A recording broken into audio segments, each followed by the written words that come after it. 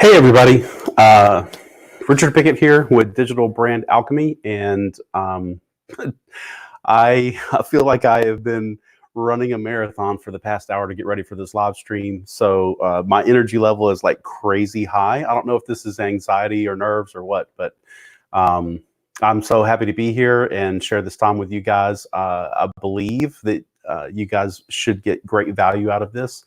And as always, I look forward to your questions. And you'll notice if you want to come on the live, uh, please go to the URL that you see in the bottom of the video, get a webcam, turn on your lights. As a matter of fact, I don't even think I have all my lights on. Here, let me turn this one on. Great, now it's not going to come on. Okay, we can go without that one. So as you can see, like I said, I feel like I've been running a marathon. And interestingly enough, part of this broadcast is to show you guys like the inside or behind the scenes of things that I'm working on and how I'm more interested in getting momentum in my business and building my brand than I am having everything perfect. I used to be, got to have everything perfect because I'm a very detail-oriented person. And honestly, I just had to get over that. And I'm going to show you some of the things that I intentionally did to work on myself in this regard while I set the brand up. So let's go ahead and get started. If I can find where to share the screen. There we go. All right. And I will take myself out for just a minute. Well, maybe not. Let's just go ahead and get started. So as you can see, on today's main topic is going to be how to get more clients online without losing more of your time and without losing your mind, even though right now I feel like I've lost my mind a little bit because, like I said, I've been running so hard. So I wanted to give you guys a personal update. So like I said, I'm going to show you like the behind the scenes and things that I'm doing, intentional things that I did wrong or left them in a not so perfect way. Again, I'm interested more in momentum in my business and my personal brand than trying to be perfect. Perfect set me back quite a bit, and I'll tell you a couple funny stories on myself as we go through this. So here's the first one. So yeah, definitely let me take myself out of.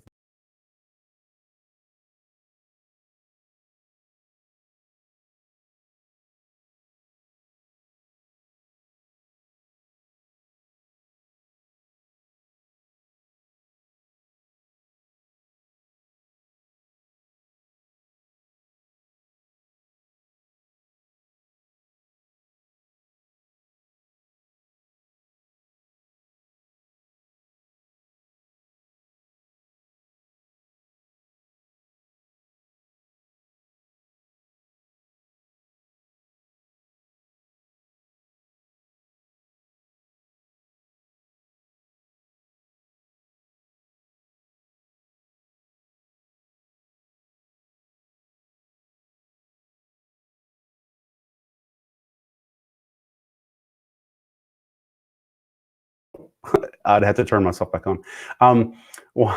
One thing that I've noticed. So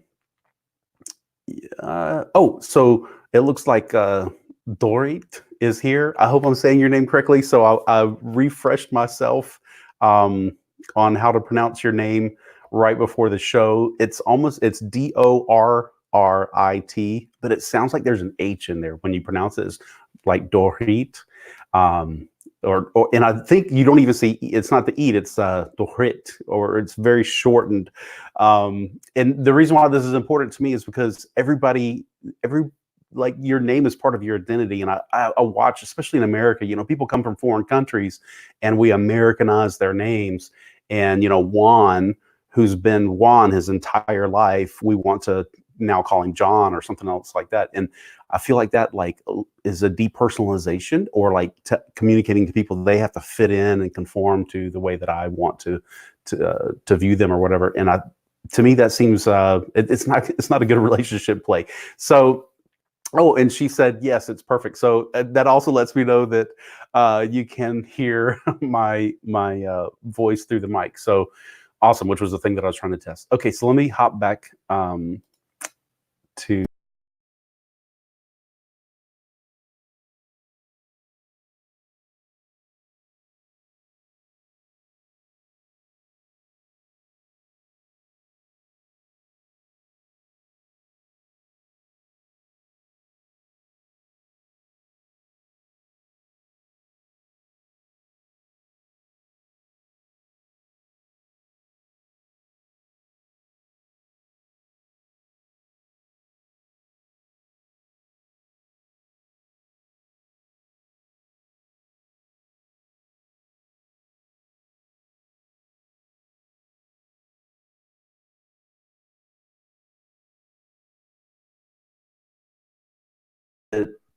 they'll say, I'll tell them you need to make a Facebook group. That's one of the first steps I take people through usually, in this one particular method that I have for marketing.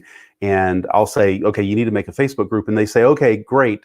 I'll go make the Facebook group. And so at the end of the call, I found when I would talk with them, I'd say, okay, so what are you going to do this week? Well, I'm going to go make my group. Okay, so, oh, now someone's saying that there's no sound. Well, someone else said it's perfect. Again, no sound now. Oh, wow. Okay, so this seems to be a problem with the the streaming provider, that if I don't keep myself in the picture, you don't actually hear my sound. Oh my goodness. So hey, case in point, I would just rather have momentum than than have all the absolute perfect webcast. So let me start over again. And by the way, so like look at let me put a pause on that and just show I've learned this technique. Notice like how much I'm smiling and laughing at myself and having fun for making mistakes.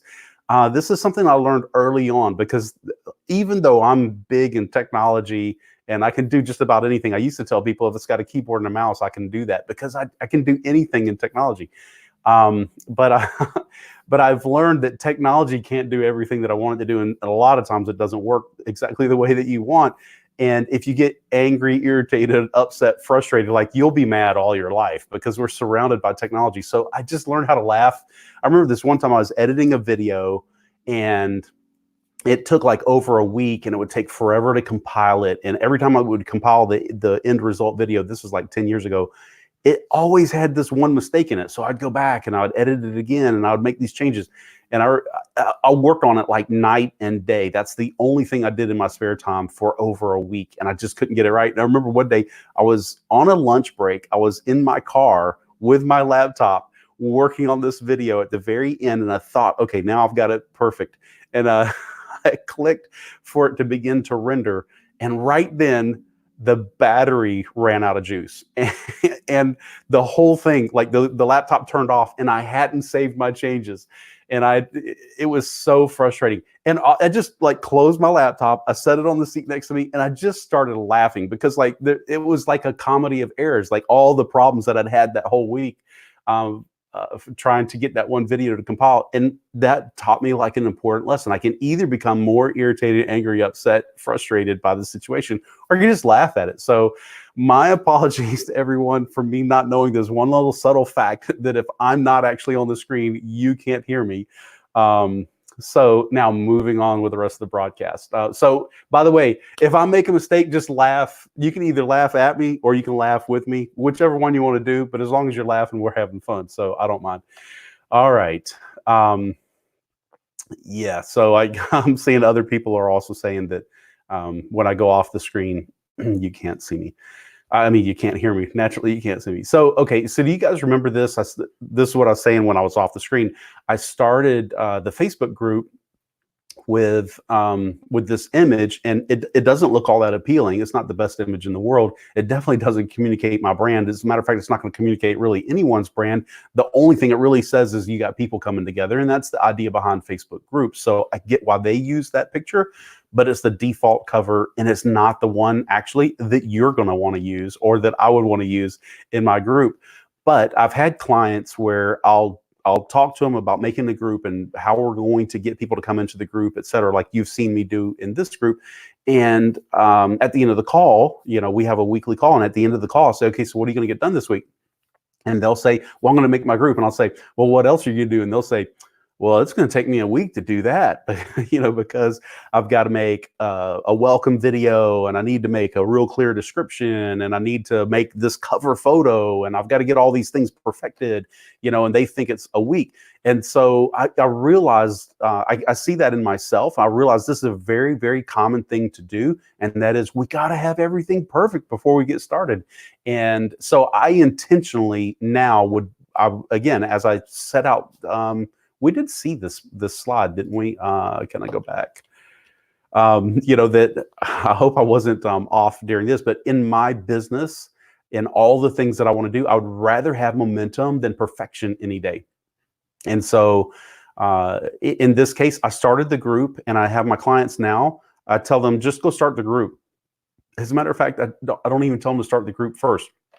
Instead, I tell them to send out all the invites. And I say, okay, between now and 24 hours from now, so like by tomorrow, you need to have hundreds of invites sent out, or at least 100 invites sent out, so that, and you do them today, this afternoon, so that when you wake up tomorrow morning and your inbox is full of all these people saying, oh, I'd love to join, I'd love to, come in your group, you don't have time to think about, like, is my description perfect? Do I have a good profile cover or whatever? But you get busy, you just get momentum because you got all these people that are now expecting this group. And then when they show up, you're not so worried about what does the cover of it look like? What does the graphic look like? As much as, am I going to sit down in front of a camera and deliver some value to these people and make serious connections? Because really, it's not about all these little tiny details like the Facebook cover. It's really about the connections that you're making with people. And you'll hear me say this over and over in today's broadcast. It's really, really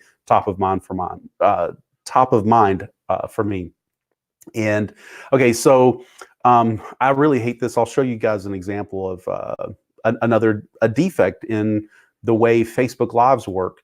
So in Facebook Live, if you're in a group, for whatever reason, it doesn't actually show me the user when it comes. Now, there are some people like Ken Pringle. He's probably watching maybe from my profile or from one of the other pages. So I have 2 pages also.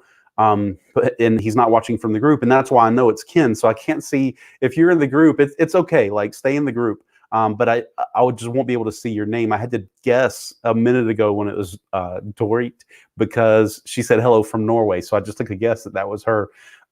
So I'll just see that it's like Facebook user. So it's not me. I'm not trying to depersonalize you. I'm sorry. But whoever this is, they said it's always good to laugh at oneself. They do it constantly, and they have a good sense of humor. If you can laugh at yourself, then no one will ever laugh at you. They will laugh with you. But even if in their mind they're laughing at you, if you're laughing too, then you're laughing with them. So it totally diffuses it and makes it impossible for other people to laugh at you. You don't take yourself personal. So it is really a good practice. All right. So this cover is one. Another one, another one is honestly, I don't know. I guess when I look at this picture, it doesn't look too bad. But when I see this is my current welcome video, by the way, in the Facebook group. When I see it, the color doesn't look right on my face. Now, one thing, speaking of Norway, I am Norse genetically, from wherever it is, like the top northernmost part of Europe is where my ancestors are from. So I am like totally pale. I've got the vampire look down pat during the wintertime. And so that's been a problem. Like these particular lights that I'm using that right now, I couldn't get my other light to come on. The other lights that are on right now, they are the bright white or blue light kind of intensity. And they tend to make me look more pale. And since I can't get the one light that's right, that shines on my face, I couldn't get it on just a second ago. I don't know why. It's just not coming on. That's the one that actually makes my face look a little bit more warm. It gives me a little red tone, and I look like I'm actually a human instead of just like thawing out from a deep freeze. So when I made this video, the image that you're seeing right now on your screen, the welcome video, I only used, like I am right now on this live, I only used the big, I'm looking and pointing up at them, the big brighter light, like sunlight, not so warm colored lights. And it just doesn't look as natural to me. But because I'm all about momentum, I'm not really concerned with the way that I look. I mean, I am, we all are, but I'm not going to let that stop me from getting momentum. So I made the video. I think maybe even on this video, I only did one. No, I know I did 2 takes on this video. And the second take, by the way, when I went through it, I didn't like it as much. So I went back to the first one, and I just, I think it was 9 minutes, and I sliced it down to like 6 minutes. So you see some jumps or whatever in there. But I would just rather have momentum. So I'm right for right now. I'm just living with that video, even though I don't feel like that's my best quality. I kind of got over myself, and I'm not so worried about best quality as much anymore. All right, we have some people from Spain. Cool. And this is Adriana. I think Adriana is the one that's from Spain. Again, it just tells me, Facebook user. Now it's nice that she said that she told me she's Adriana. Maybe she's actually the other person too that said it's good to laugh at yourself. I just can't tell because it just says Facebook user. Totally not the best, but there's not, again, this is actually a technical limitation. There's nothing I can do about it, so I just have to live with it. Maybe in the future I'll actually just post a link in the event in the Facebook group that goes to the page. And the page, if you comment on the page where the video is playing on the page, then I can see. I don't know. Facebook needs to fix this as a problem. Okay, so here's how I deal with this. I want to talk about the cheap seats, or really answer, like, who do you take criticism from? So when you're building your business, you're building your brand, there are always going to be things that you need to improve, always going to be things that are wrong, things that aren't working right, things that you don't like, things that don't look well, like whatever. And, we have a critic on the inside of our on the inside of our voice, on the inside of our head, that's constantly saying, ooh, that doesn't look good. You don't look good. That didn't work right. Like whatever. So, we have to fight that as a critic. And a lot of times what we actually do is we do this psychological trick. It's called projection, where we take our thoughts and our internal voice and feelings, and we project it on other people. And we think, oh, other people will criticize me. Other people will say something bad. Other people will tell me that didn't look good, or like whatever. And so I found it a lot easier to deal with that view of how, if someone tells me something about my business, I found it's easier for me to first just make a way of looking at that internally first, and even project that on other people of like, well, this is how I will respond to them. And then what happens is I end up using that voice to actually deal with my own inner voice. So the real question is, who do you take criticism from? And I love this quote from Theodore Roosevelt. I love it so much. I actually get chills when I read it. I was putting this together before the show, and I was getting chills just reading it. And so he starts off with saying, this is his quote, "The Man in the Arena," and it's basically about. I think the picture is like a guy as a boxer, or some kind of wrestling arena, or some other kind of sport like that. And he starts off and he says, it's not the critic that counts. So there are people that will criticize you and say, this that wasn't spelled correctly, this wasn't done right, your picture doesn't look that good, whatever, or like any kind of criticism. It doesn't really matter. It's not the critic that counts. Let's get that out in the front. So when someone approaches me and all they have is negativity, and they say, I listened to your live stream, and you cut out. We couldn't even hear your voice. You don't know what you're doing. Your technology doesn't work. Or they say something like, whenever you show somebody's comment, it doesn't even have their name. It's like, okay, so this guy's a critic, right? He's just going to be there to like needle around and find all my faults. I don't have any space for him, like in my life, in my, whatever. Like if it's a phone call, like we're hanging up. I'm done with that. If it's someone who, like, I can just tell that's how they comment. Like I had to get somebody off of my LinkedIn this week, because every time I would make a post about how to do marketing, I've got 10 years of experience. I've got, I don't know.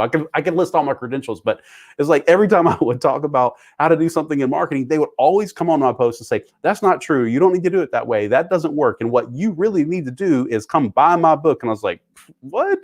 So, people are completely out of touch. If all they can do is criticize, like I don't have space for them. But who actually counts is the man who gets in the arena. And today, I really want that to be you. Like, I want you to see yourself that you're the one that goes into the arena. That's where the action's happening. The critics, they'll sit outside and they'll tell how the boxer's not do. I would have done that different. Like what? But when you get in the ring, I love this thing that Mike Tyson says. He says, everybody's got a plan till you step in the ring and get your lights punched out. It's everybody can sit on the sidelines and talk about how they would do something different, but none of their criticism counts if you're in the ring. Like what you say goes, because you're the one that's actually doing it. So if you're building your brand today, if you're building your business, it's your own self-criticism in a healthy way that counts, not because you know what it takes to make this thing work. The person that's never done anything, sitting on the outside complaining or pointing out all your faults, like I don't have any space for them, and you shouldn't either. You need to be the one that gets in the ring, because I love this part about the quote, the one who gets in the ring, he knows at best in the end he's going to have triumph, or at the worst, if he fails, he did it while he was daring. He was actually doing something, and he'll never be one of the ones that's hiding off in the shadows, which is where the critics are. So I would rather die in the arena, or like have a business failure in the arena, rather than sit off on the sidelines and let someone else's criticism get me down, or whatever, or even my own internal voice. So again, let me switch back to this. I believe that's the cheap seats. People who are in the cheap seats, because the expensive seats, the one that's in the ring, by the way, that's the person that's paying the price. The cheap seats are the people that aren't doing anything with whatever, their business, their life, whatever, but they know how to criticize others very well. Those are the cheap seats, and we shouldn't take any criticism from them. So when I see my own video, at least I made an intro video, at least I made a welcome video, even though like I don't like the color of it or whatever, it doesn't matter. I made one. I made a Facebook group and I got started, even though the cover wasn't the best cover in the world. And there are so many other things that I could tell you that I just said, you know what, I'll fix that later. Like, I'm not really interested in that. What I want right now is momentum. So I encourage you today, get momentum in your business. All right. So update on me, continuing with that. I've been busy working on getting all those little pieces working. So, I made the Facebook group. I think initially we had like 30 people that came in. Thank you so much. Like, really appreciate you guys for being the early founders, or whatever they're called. I can't remember. You get the little leaf thing next to your name when you make posts as a founding member. I really appreciate you guys for showing up early.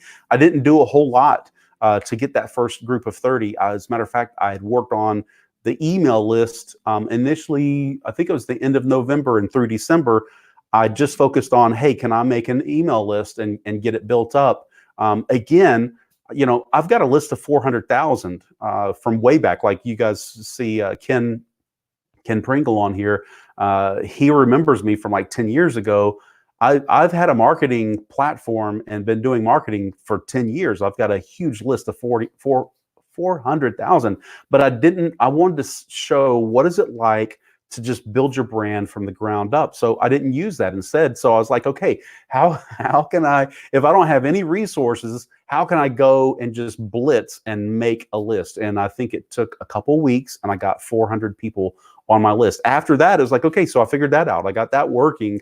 And I'm sure people that joined the list, they thought, okay, well, I'm on this list. Like, where's the content? Why isn't Richard doing? Like, because you're used to, when you join a list, like you get an email every week, right? But again, I was just interested in getting some momentum. I needed to make sure I could get an email list to work and figure that piece out. Then for those people, I just sent out a couple of messages and say, hey, I'm starting this Facebook group that has an ugly cover on it. Like, it didn't even have a welcome video. It's like, if you'd like to come to the group, like, hop in. So, 30 people showed up. Thank you very much for believing in me, or at least being curious.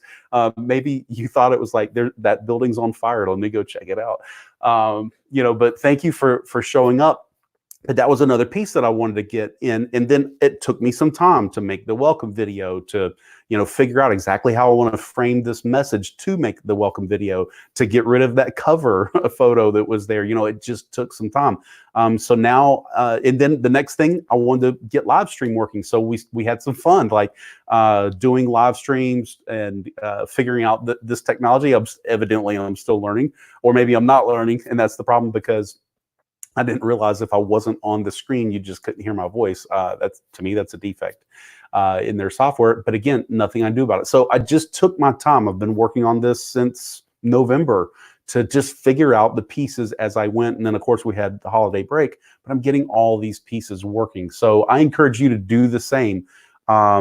Get get momentum, and then figure out how to make it work as you're going. But if you don't have any momentum, you're just sitting there and trying to get all the pieces perfect, like it will take forever. But now I've got this pressure. I've got we're closing on 100 people coming into the Facebook group because I'm running a campaign right now to get people to come in and join, and that's pressure. So now, next up, I've got to set a schedule.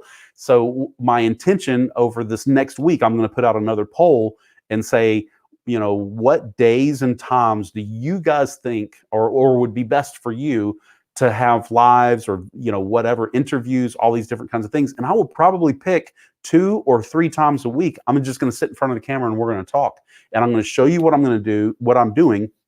I will bring people in and interview them, and we'll talk about what they're doing. You guys can come on the show and say, Richard, this is my brand. How should I market it?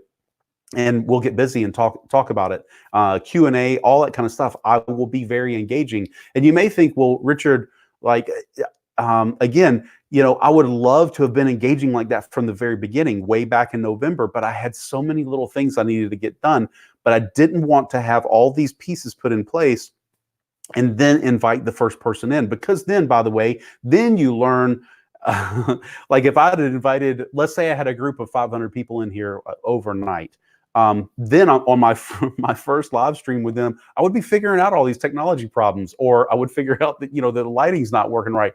So I just wanted to get all those pieces in place and have momentum, versus having it all perfect first and then inviting people in. It'll never be perfect. Next year, a year from now, I will still be making mistakes. We'll still be having technology fun. I'll still be dealing with ugly photos, or I'll have the vampire look still working for me. Like whatever it is, there'll always be something. So don't let the something be the thing that stops you from getting out, putting yourself in that arena, and fighting the fight of building your business and making your brand. So look for me over this next week. I will be trying to find out what a good schedule looks like. I want you guys to be able to participate. I love engagement. As a matter of fact, if you've got a webcam, friendly reminder, the link down below, you see the link, put that in your browser, turn your lights on. Maybe you've got better lights than I do. You won't look like a vampire like I do. And come on, and we will split screen and we can chat it up on this show. I'd love to have you. All right. So a couple of really funny no-nos that I keep seeing on LinkedIn. I hope you get a kick out of them, because so now I'm going to switch. So that's my update. And now I'm going to switch to like what's the legit content for the rest of the show. Now that the entertainment's done, let's get down to business. So I've seen a couple of no-nos on LinkedIn, and I keep seeing them. I know what's driving them, and we're going to talk about what drives people to do this and the right way to do it. So don't be making these mistakes. A lot of you guys, when I show you this, you're going to say, "Oh yeah, I'd never do that." But you got to see the motivation behind it, and then look in yourself and say, "Do I have this kind of motivation inside of me?" All right, so this is literally an invite that I got in my inbox in LinkedIn. I blurted out, to protect the innocent and the guilty. So they said in the middle of their welcome, they said, "Stay tuned as I have some amazing and useful content coming." So they want me to like and comment and let me know their my thoughts on their post, and it would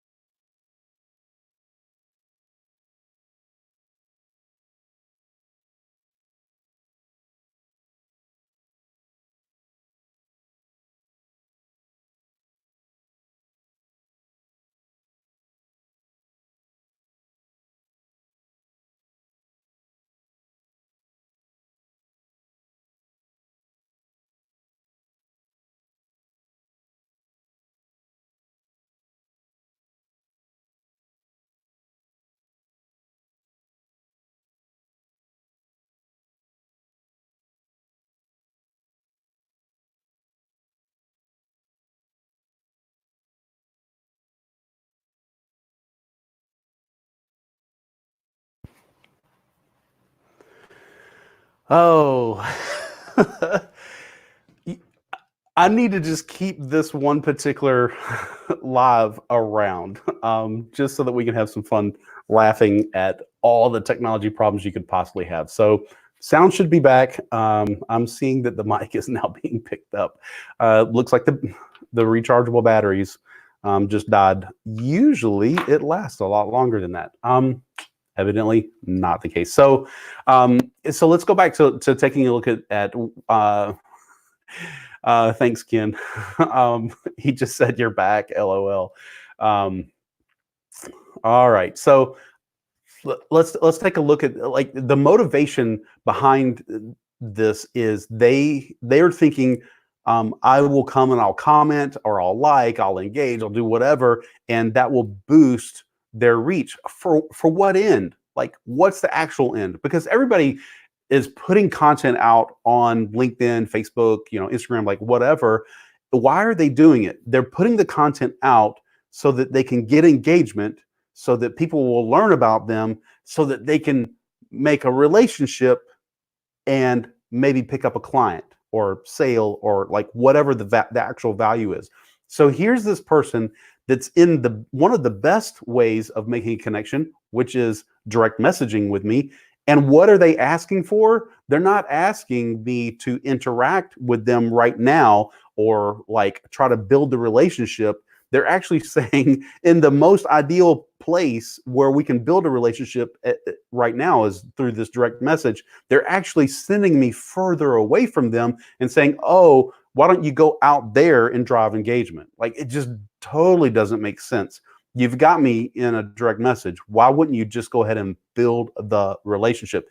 And it's very counterintuitive, but I understand why they do it, because they're just so brain locked on, I've got to make sure I get engagement. Like, and they see on LinkedIn, I've got like 22,000 connections, which there are some that have more, but that's pretty decent, and I get pretty good engagement. So if Richard will comment on my stuff, then I'll get all of his, followers or whatever.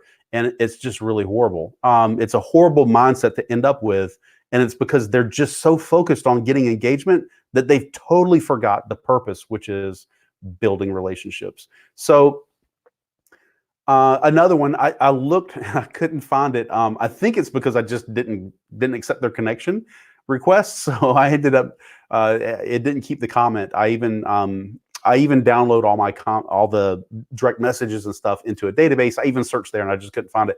But they said that they were connecting so that I could see their great content in my feed, and then I can engage with them. It's so hilarious. I wish I could find the message. I can't find it. Yeah, so I'm not sure who said this. They said, good point. Thanks again for reaching out on LinkedIn. You're in the Facebook group. Sorry, I can't see your name. Technology is limiting us. But yes, and so this is Ken. He says, build the relationship. So Ken remembers from like, I remember you too, Ken. Like, so I'm sure Ken can also voice the same. Like 10 years ago when we first met, Ken was all about building relationships, and he just kept driving that point home all the time in his marketing. And back then he used to connect over, hey, a cup of coffee, and it was a conversation and getting to know people before you start saying, let me show you my business, or will you buy my product, or like whatever. So this is really the heart of it is all about relationships. So I'll keep looking, and if I find this one, I will definitely be framing it somewhere. But it's just so disingenuous to say, hey, I'm connecting so you can see my content. Like, oh my God, like you're the best in the world. I'm so fortunate. I'm one of the masses that you decided to connect with. So disingenuous. All right, so customers don't come from content, they come from connecting. So this is a really, really big one, that your content, putting out content, I'm switching to make a second point off of this. Putting out content, we know, is not the end of itself, but I want to also point out that just putting out content will not give you customers. I can't tell you how many people in the personal brand space, when I talk with them, they, on social media, it looks like they got a big game. It looks like, because they have so many likes and so many comments and they got all this stuff going on. You'd think, wow, they've really made it. One day I'll be as big as them. But then when I talk to them, because I run a marketing agency, so when I talk with them about doing marketing for them and we talk about their numbers and things like that, the truth slowly comes out and they have to admit they actually don't have any customers. They don't have clients. They don't know how to get them. And so this really is what's driven me to make this particular endeavor, this Facebook group, because I want to talk about how to do content correctly and how you can really, really get clients from it. So it comes from connecting, which to me is in direct messaging. That's one form, but also you have to get them out of the feed and you need to get them a place where you can control the connection. Now, I don't mean maniacal. So if you read like, get them out of the feed so you can control the connection. Like, I totally don't mean it that way. What I mean is like get a container. And what I mean by a container, like this Facebook group is actually a container. My email list is a container. A group on LinkedIn would also be a container, although groups on LinkedIn don't work that well. Thus, even though I'm really big on LinkedIn, that's why I'm bringing people to Facebook. LinkedIn, if you're listening, take the hint. So you want to get like the strategy of, I'm just going to keep posting content and hope that people see it in the feed, and that if they see it, they'll like and they'll engage. And then, that will turn into a conversation and I'll be able to get a client. People do get those conversations. They say, they're really happy when you connect with them and say, hey, I'd love to learn more or whatever. And then they send you, hey, let me give you my calendar link. Let's get on the phone. Let's talk together.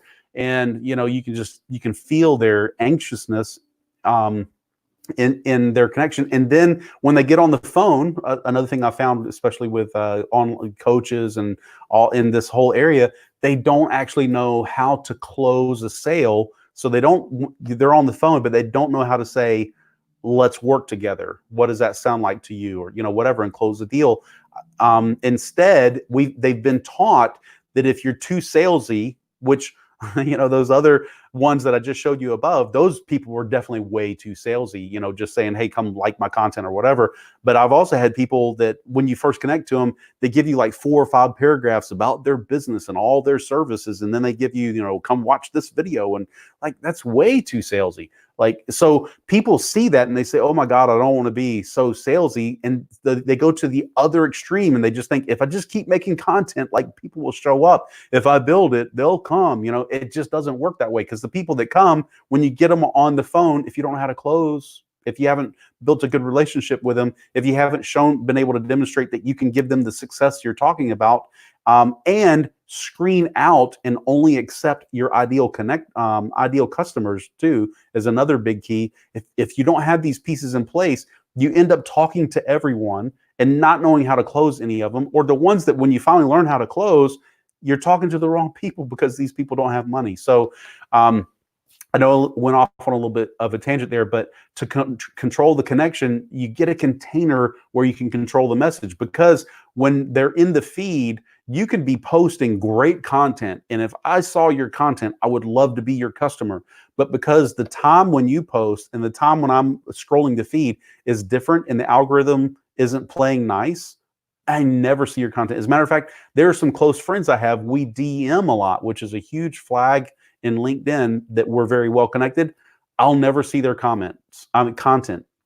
Some of them will even at me. They'll tag me on their post, and LinkedIn doesn't even tell me. I found out later when someone else, it says, I get notified that someone liked the post that I was mentioned in, but I was never told about the post to begin with. So you want to get away from the algorithm being the thing that you got to figure out how to manipulate in order to connect and communicate with people and get them into a container of some form. And that's why I have it in air quotes. And the two that I found that work the best and easiest is a Facebook group, which is where most of you guys are watching me now, or an email list, which most of you guys are on my email list. That way, when I have something of value and I communicate it, you find out about it very quickly. All right. Yeah, so Facebook user said, correct, you're right about customers. And another one said, I guess referring back to like LinkedIn, if you're listening, like fixed groups, they said, hint, hint. And then Ken said, great advice. Thank you very much. All of you for commenting and participating. And all right. So one of the games that I've seen that's played on LinkedIn a lot is having a pod, and I'll tell you what those are in a second, and tag spamming people. So a pod, and I know people that are doing this today.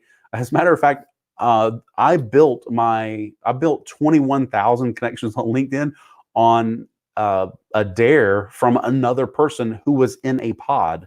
And so I'll tell you about pods. They're crazy. So with a pod, you're basically in this little private group, an engagement pod, and you go make a post and you take the link and you share it with the group. And then other people that are in the group, they see your link, they'll click on it, they'll go to your post and they'll like, and they'll put some little, 3 words, great post, or, whatever, they some little nonsensical thing, or, a couple fist bumps or a smiley face. And that used to work where it would tell, in this example, the one I'm thinking of, it would tell LinkedIn, wow, this post was just made and within 1 hour they got 20 comments. It must be really valuable. And then LinkedIn would promote it, but it will promote it to all the people that are first to the ones who just commented. So there's me, I post a link, and then this guy, well, I post my link, one of my firsties, someone who's first to me, likes it, and then all of his connections will, not all of them actually, a number of his connections will now see my post. And then if another person also does it, that's first to me, then a majority of their connections can also see the post. Well, the thing is, everybody that's in this pod, you're all firsties with each other. And so you all have the same, usually you end up swapping around and having the same seconds or firsties to you are all the same for everybody. So it does help drive up engagement, because if I'm on LinkedIn and there's this majority of my firsties who have all engaged with this one piece of content, LinkedIn will more than likely show that to me. But the problem is we're all in the pod together. So it doesn't help that much. It helps you get in touch with people that are second to you, who are not first to you. But the downside is that, okay, I put my link in the pod and everybody went engaged with it. Thank you. Now, all day long, I have to go and click on their links and click like and put like great post or you like whatever and help boost up their content, or help boost up their post, right? And my buddy, so he came to me, he's like, I've got this all figured out. I'm going to show you how to blow it up on LinkedIn. I'm in this pod. I'm in this other pod. I got this other pod. So he was like 2 or 3 pods, and literally all day long, he was just constantly on his phone. We would go to lunch. Like the only time he would take a break is when he placed his order. But other than that, even when he was talking to me, like he's scrolling, he's clicking, he's having to type. And he did this like 24/7. Really quickly, I was at 2,100. He was at 2,600, and really quickly he went from 26 to 32, like in a week. And I thought, there's got to be a better way than this. So I figured out how to do that. That's one of the things I figured out, how to do marketing on LinkedIn without having to pay for ads and all that kind of crazy stuff. And I went from 2,100 to 21,000 in 9 months. The last month that I was actively marketing, I actually had like 4,500 connections in 1 month. And where this is important is when you're making a connection with someone, you can do, that's the best place. Like you're getting an introduction to them. You're telling them a little bit about yourself. And if you have a container, like a Facebook group or an email list or some other form, that's the best time to invite them. And you have to do it like soft sell, which I'll show you, and we'll talk about in a minute. It's just a real soft invite. As a matter of fact, most of the people that are here, you got one of those soft sell invites into this group. I wasn't very pushy. I didn't send you 4 paragraphs and a couple of links and a video to come watch. I just had a couple sentences and I presented the value. Hey, let me tell you, this is the thing that we do in this group. I would love it if you would like to come and be a part. Would you like to join? I use words like being a part, join, to come and be in a group. I just love those connecting words. And it's a soft sell. Some people say no. Some people say I'm too busy, like whatever. But a large number, actually, usually it's around 15%, will answer yes. And then I give them a link. And then I invite them, hey, I would love for you to come on and be live with me. And I just encourage them again to get more tightly integrated. All right. Yeah, so I'm seeing some comments here. Oh, so okay, so that Facebook user is Shell, but thanks for coming. But I also have some other Facebook users that it doesn't tell me who you are. So maybe when you make a comment, if you just like say your first name and then your comment, that would help me a little bit. But if not, it's okay. So this Facebook user said that gets tiring, and it really does. Like I watched my buddy do this 24/7, wearing himself out. And I literally spent 30 minutes a week working on mine. And he was spending like all day long when he was supposed to be working and all this stuff, like all he did. And around 7,000, he burned out. He got tired. He went from, whatever, 2,600 to 7,000. It took, I don't know, 3 months or something like that, 4 months. Whereas my approach continued to work, and I was only spending 15, 30 minutes a week, like priming the pump and making sure everything was working correctly. There are much, much easier ways to do mass marketing. And again, we'll talk about some of those. And yeah, that method's tiring. He burned out. He stopped. I just continued to go. So, all right, what else is up here? Also, you didn't email me every few hours. Yes. Yeah, so this is going back to me having an email list. This is another huge mistake that I see with marketers. These are the ones that are high pressure sales, that they have this product, whatever it is. It could be a coaching course, online something, whatever. And it's like, if you'll give me your email address, I'll give you this PDF, or I'll invite you to the group, or whatever that thing is. And then when they get on, because I want to sell this thing to you, like it's one email after another, sometimes 2 and 3 emails a day, or at least like one email a day about buy this, come get this. It's like, that's totally, like, that may work for short term. And then people wonder why, like, I've got 100,000 people on my list and it's all dead. I can't figure out why this list is so dead. And it's because all you do is you drive sales, sales, sales. Whereas instead, if you just focus on delivering value, the people who will buy this thing, if you keep delivering value that's related to that, and then when you show them and you say, hey, for everybody who'd like to join me, I'm going to take you on an adventure, whatever, a journey together, like whatever that thing is. And this is the actual value I'm going to give you. You'll say, wow, he's given me all this free value all along. He's proven that he knows what he's doing.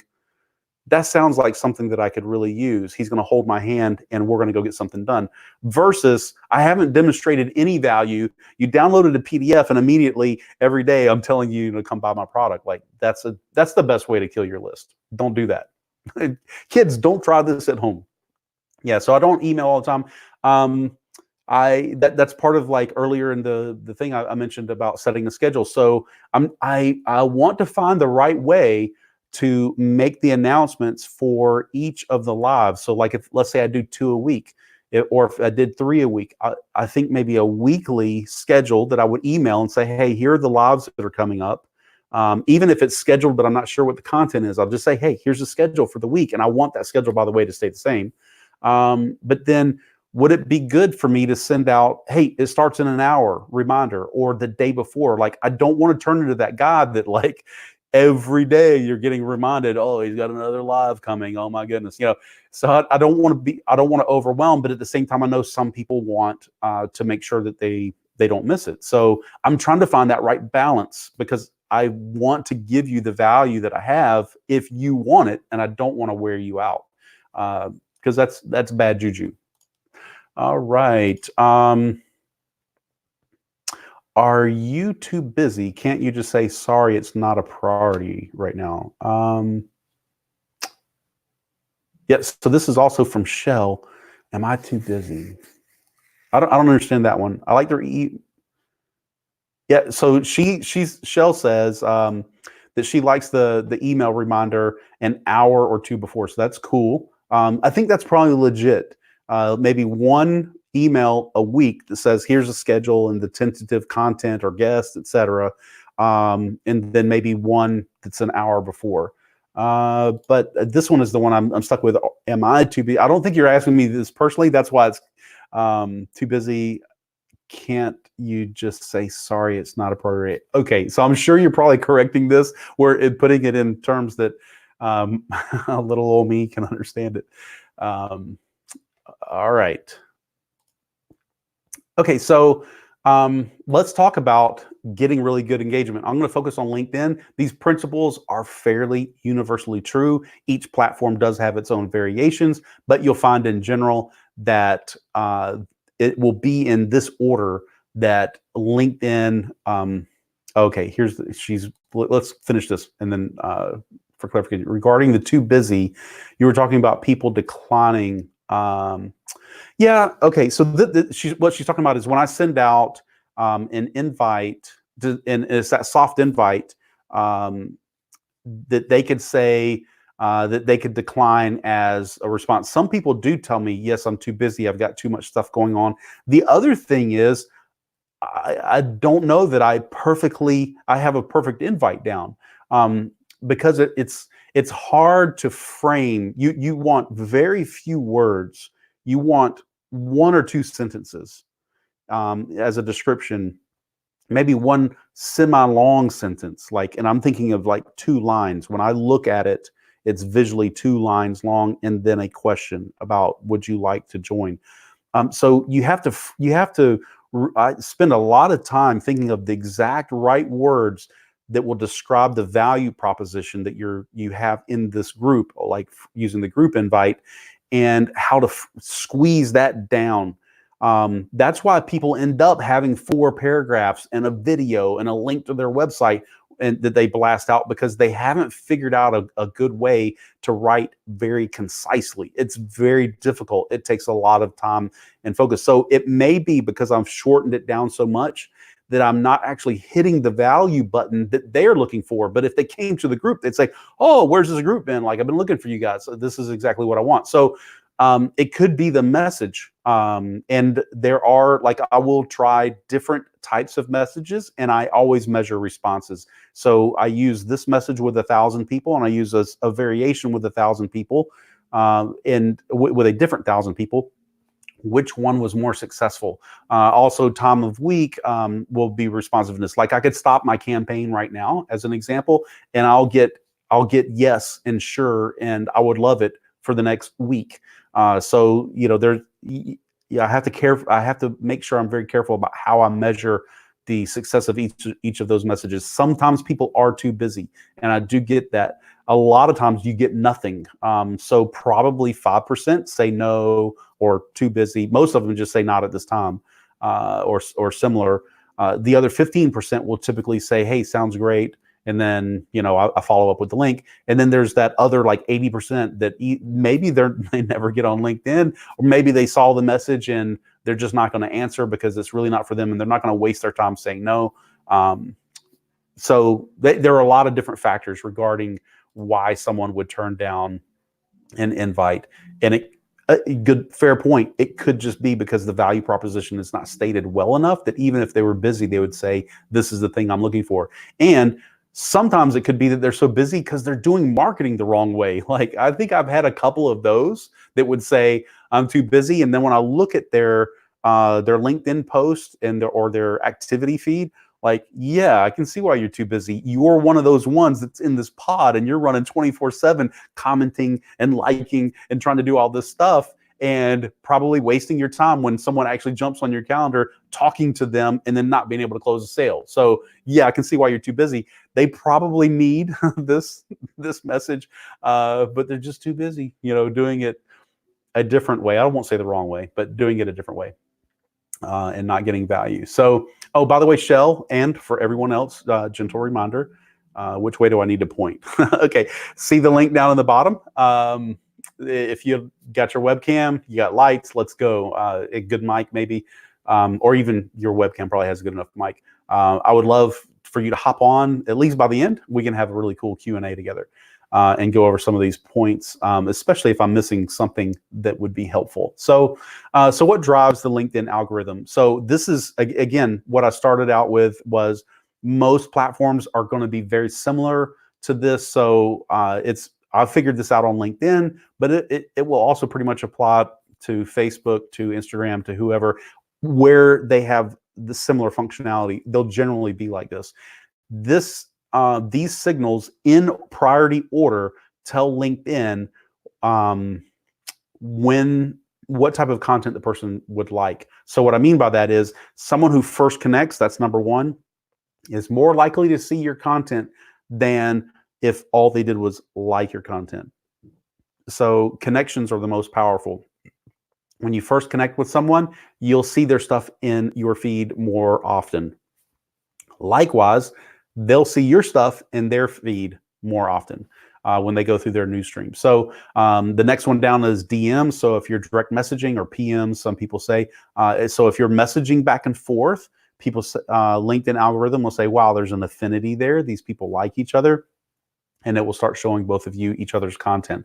If you see something you like, the next strongest signal is seeing something you like when you click share and you share that content to other people. LinkedIn not only says, do you like this person, but you like that type of content. So if it was able to do like some SEO on it and figure out what the keywords are, use the hashtags, etc., you are telling LinkedIn, this is the type of content that I like when it has these words in it, when SEO looks like this. So by the way, if in LinkedIn you're getting, like, when you look at your feed, it's a whole bunch of nonsense and it doesn't make any sense to you, when you find stuff that, and you want to fix that, you want to look in your feed for really legit stuff you'd like to engage in, find people's content that you like and share it out to the world. You may think, oh, but aren't I just like giving away my people that are first to me and put them into someone else? Like, really, that whole what's the right term for the limited mindset, scarcity. The scarcity mindset has got to go. I've got an abundance mindset. If you and I do the exact same thing, I've got no problem having you on this show talking about what you do, so everybody can find out about you. Because some people they'll click with me and my personality, and we can work well together. Some people they won't, and you'll have better success with them. So I'm just more interested in them having success. So I've got an abundance mindset, so I got no problem sharing people's content. As a matter of fact, Shell is a witness, because I share her stuff. And by the way, Shell doesn't always show up in my feed. Like, it's a surprise. She'll make a post and I end up stumbling across it. I'm like, oh, wow, like, I need to go share that content. All right. So the next engagement is your comment. So when you comment on other people's posts, the way this works is when you comment on other people's posts, LinkedIn kind of puts some tokens in your bank account, like gives you some bucks. And then when you post content, it like spends that money, those tokens, whatever, by pushing your content out in front of more people. You'll find, if you want more engagement on LinkedIn, if you go and comment on more people's stuff, their content, your content will get promoted more by LinkedIn. People that don't comment because they're scarcity mindset, and they think if I go comment on somebody else's, I'm helping promote their stuff, LinkedIn in turn says, bad karma, and then they don't promote your stuff either. So Shell said she will hop on towards the end. So cool beans. All right. So your comments will help the LinkedIn algorithm boost your content. People commenting on yours, naturally, LinkedIn says, well, if they commented on your post, then they'll start showing that person more of your content. That seems to make sense. And then last and probably least, people that like, or some other form of engagement, like the hand clap or the light bulb or whatever. So the most important thing, if you're going to play the content game, and by the way, I talk a lot about how stay out of the feed, or like get people from the feed and put them in a container. Don't take that as don't make any content, because I make content. I put it out there because it does play a role, but that's not the main thing you need to be focused on. We got to be focused on the relationships. So this is an abundance mindset from Shell. She says there's enough room for everyone, so there's no harm in sharing someone else's content. Like, That's definitely the right attitude of an abundance mindset. All right, so let's talk about how to free yourself from thinking this one customer, because I hear this with my clients. Excuse me, let me get a little coffee. I hear this from my clients subtly. It's pernicious. It's like just below the layer. They don't come right out and say, "Hey, Richard, I got to get this one client," like no, or customer, or whatever. Nobody says that, but I hear it in the way that they approach things, and that it's an underlying driving motivation. And by the way, a really good coach that understands the right principles will hear when things don't fit. Like they're not, my clients don't come to me and say, "Richard, I've got this problem, help me solve it." I mean, sometimes they do, but a lot of times it's stuff that they'll tell me what they're doing, and I'll say, "Oh, well, here's the problem with that. Like, instead, what happens if you go here and you do this?" And then they go and do that, and they get these crazy results, right? So, because if we knew what our problems were, we would be fixing them already. So, a really good coach will be the one that will listen and see what you're doing and can begin to tell you what you're missing. So I hear them subtly say this, like, "I've got to get this one customer. I got this phone call today, and I'm so excited about it." And this mentality really goes back to it is a part of one-on-one marketing, and you do need to do that.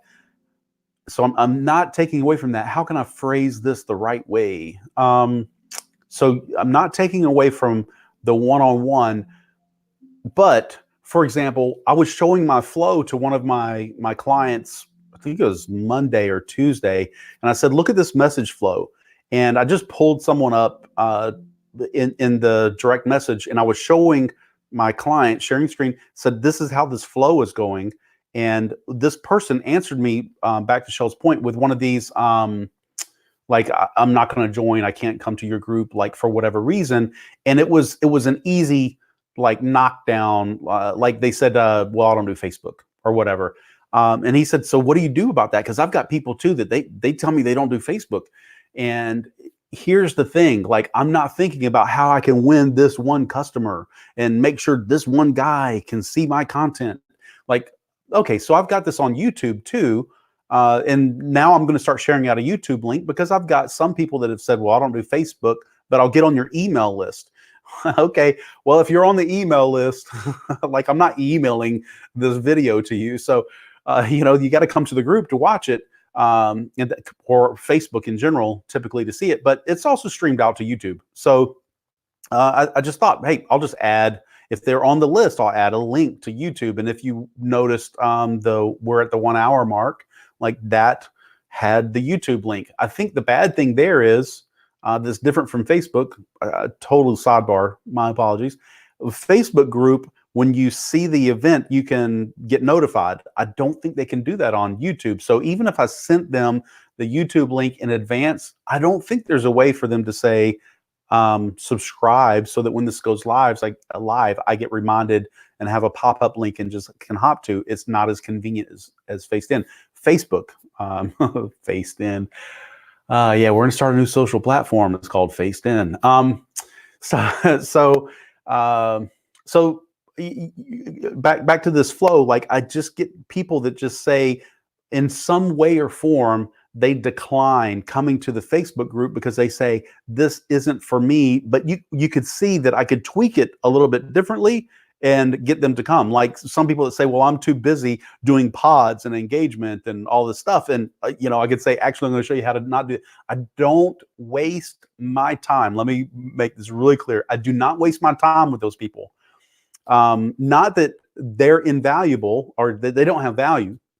But it's just, if I had to sit back and make this process so perfect that every one of those people would come in, there would be no end to trying to perfecting it. I've got a friend of mine who's also in marketing. He uses my marketing platform. You know who you are if you're watching.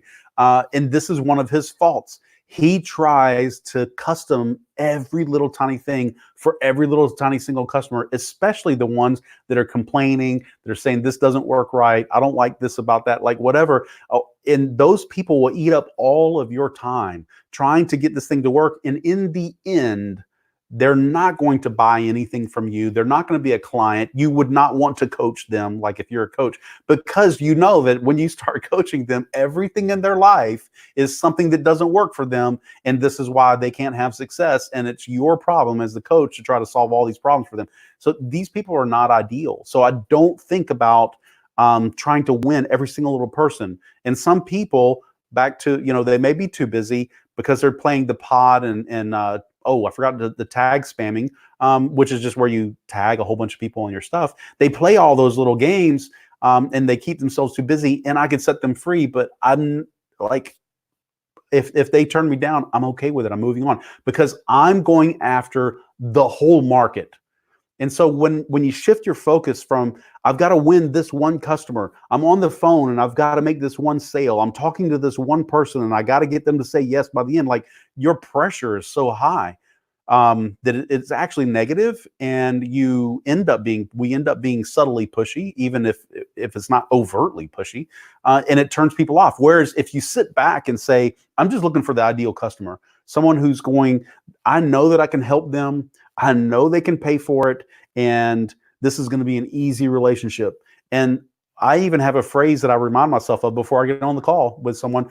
I'm on no first. I'm sitting on no, where I don't think I could work with this person, and I'll let the conversation go to move me to a yes, where I could probably work with this person to help them out.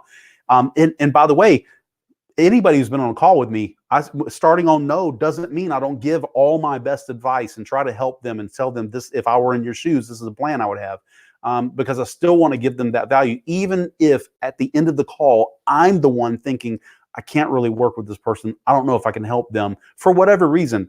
It doesn't necessarily have to be that would be a bad personality fit. All right. Yeah. So another one.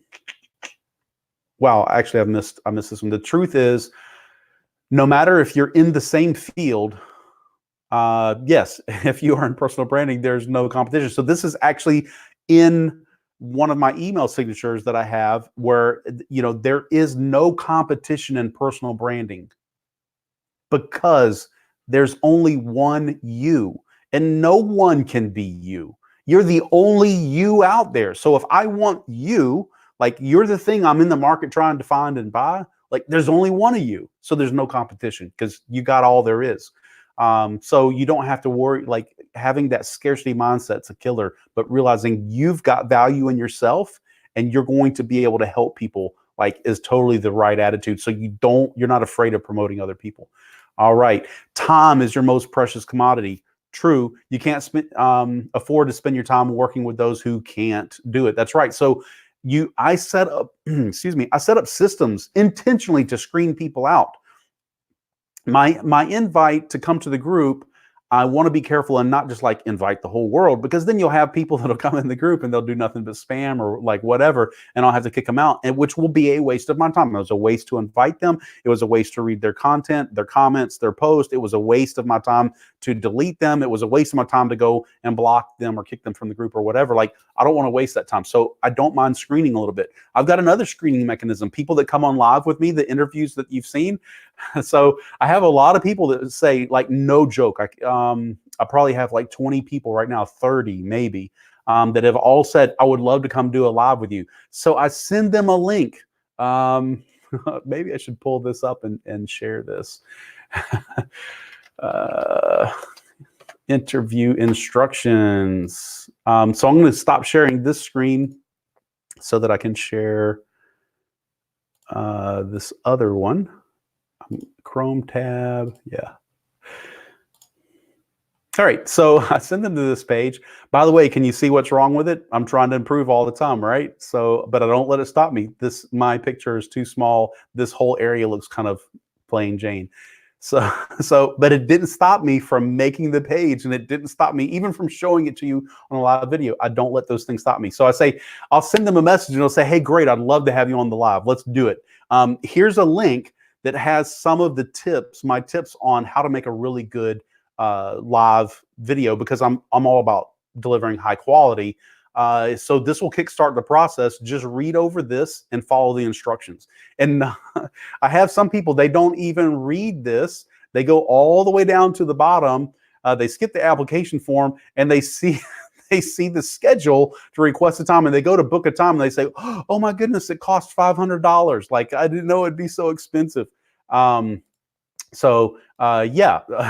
they didn't read that I actually will give them a coupon and they get to enter it. Like, they skip all this stuff, or they see this form and like, oh my goodness, I got to fill out this information just to be on a live. Guess what? People who don't want to follow these kinds of instructions to be on the live, they will come on the live, and good grief, who knows what they're going to come up with. Like, and that's not the kind of quality I want to have on the live. So this is a huge screening process where I'm getting rid of people who will not give me or my audience a good experience. And a lot, like, it looks like I'm super picky, by the way. Like, I talk about the lighting and sound and headphones. I got all these details. By the way, if you want to just make really good videos, just follow this, because it's all there. The power. I probably need to put a note on there to make sure you've got batteries in your microphone if you have a mic. So again, like, even though it looks like I'm super picky, I still make my own mistakes. What this does is it turns people off who are not going to be ideal to come on the live. I'm screening them out. It's like, thanks, but don't come. And they opt themselves out. You haven't seen anybody yet, right? And I even tell them they have to submit a sample. So, like, go make some videos, and in this application, there's a spot where you have to fill in some links to some videos that either you've been making video content, or even if you haven't, that's cool. Go to YouTube, make a couple of videos so I can see your quality. It stops people, and I'm so totally cool with it. Like, because I'm screening people out, to Shell's point, because I don't want to spend my time or waste this value that we would have here working with people that are going to be low quality or drag it down. I've only got so much time and effort. So on the tagging game, so this was Shell's making a comment about people who tag spam. So I know some people, like, they'll make a post on LinkedIn, and then the first like 10 comments are 10 people or 20 people on each comment, where they're @ing them and typing in their name, and it's a real drag. Let me switch back to this. It's just they do it to try to boost and get a lot more engagement. And sometimes you can get someone really big on LinkedIn, and just by mentioning their name on there, that will draw a lot of people. It's a game. It takes a lot of time to do that. In the end, they're getting a lot of exposure. But when I ask them, how many phone calls do you get? None, or very few. Tell me about the phone calls. What kind of quality are they? I can't see. None of them have money. I can't seem to make a sale. I can't close any of the people I call with. That tactic doesn't work. Don't do it. Like, that's not the way to build a really good, engaging following. All right, so and convert into sales. So Shell says she tags people I think will add value or can help me reach a specific group. And this is really the right way. The people that you work with, and when I say work with, I don't mean you're like, if you work at Starbucks, the people that you're working with online, and I like Shell, you're one of them. You can feel free to tag me. When I say, tagging is a game, I mean the way most people do it. But I know Shell, we work together, we talk frequently, we're helping each other out. I have no problem with her mentioning me or tagging me. And even she makes posts and tags other people because she's working with them. And that's really the right way to do it. All right. Ooh, she's gone live. Oh, yeah, several times with me. So she's referring to how I was saying about the invite process. And actually, Shell was the first one I gave it to her, and I said my soft sell way of giving it to her was, I've just started this process. Could you look this over? Tell me if you see anything wrong with it. Help me figure this out. And instead of like just saying, hey, would you like to come on a live? Yes. Boom, here's this big instruction list. Like, I didn't hit her over the head with it, because we had been talking for months already. And by the way, she found some mistakes in it and helped me out. All right.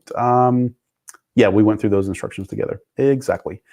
All right. So chasing the whole market instead of just one customer. I recommend you just keep this question in mind, and you constantly ask yourself, with everything that you're doing in your business, ask this one question: how can I scale what I'm doing? So If you're like playing the tagging game and like tagging a million people to boost your post, that takes so long. My question is, how can I scale? If this is working, how can I scale? The answer to this would be, I'll hire a virtual assistant. Because by the way, if you use like Sprout Social or Buffer or Hootsuite or any of those to make your post for you, you can't put tags in there.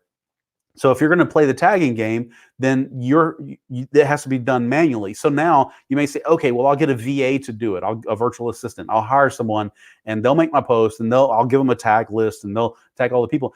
But the next thing is, and I'm going to have to pay for that person. But wait, I'm not making any money yet.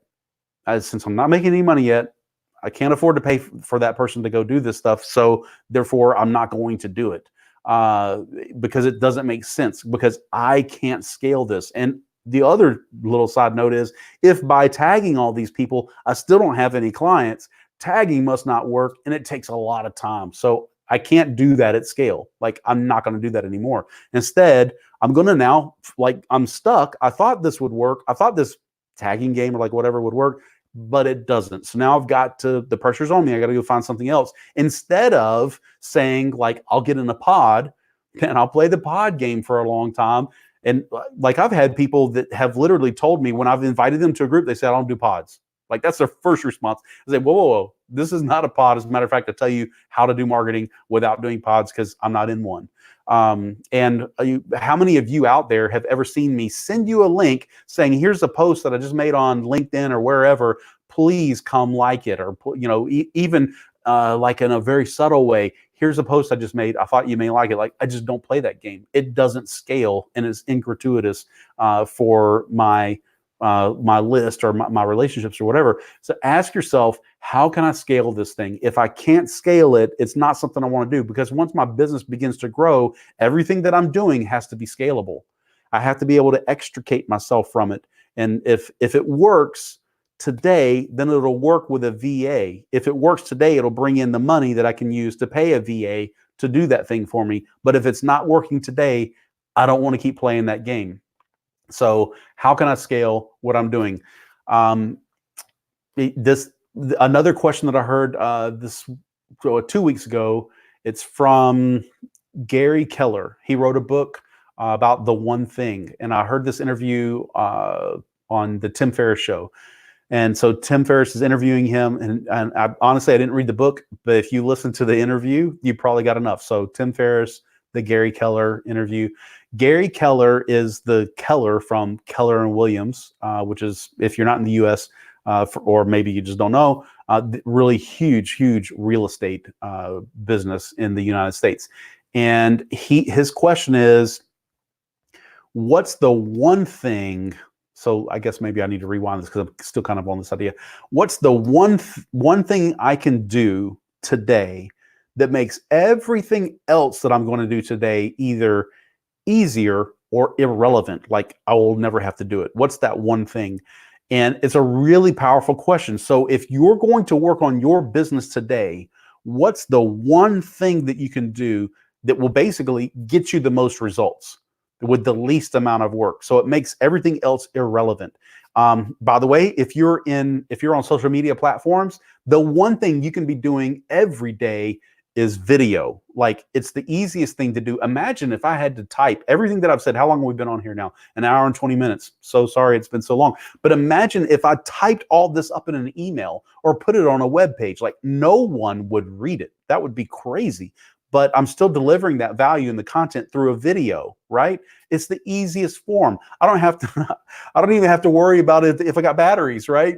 So I'm definitely not worried about if I've got the punctuation right, or like any of these other kinds of things that you'd have to worry about in any of those other mediums. By the way, I can also now take this exact video, and I will, and put it in my video editor and cut out slices, and I can share that stuff out to the world saying, look what's going on in my group. I'd love to have you. If you found this of value, this is what we do here. Come be a part. Like, I'd love to have you in the group. So it's like the one thing I can do that makes everything else either irrelevant, because I don't have to type a whole bunch of blog posts, or easy. By the way, blog post, I could, and I will. I'll go to the YouTube of this. I will download, I probably won't do it with this one, but I can. It's a long-term strategy I'm thinking of implementing in the future. Download the subtitles, convert it over to text, clean the text up, make a blog post where I have the video and all the text of the video. So now I've got SEO. So what's the one thing that I can do that makes everything else easier? I can just make video. Another one is I'm actually live engaging with people. Like you guys, and I love it. Like engaging with people really drives me. Way back in the day, like 10 years ago, back in, when Ken Pringle probably saw me a lot more, like the one thing that made me so excited, and I'll love it again today, is the live engagement with people. I was doing this very thing, only I would stream to YouTube, have it on my website. It was a lot of complication, but I was streaming 10 years ago through YouTube.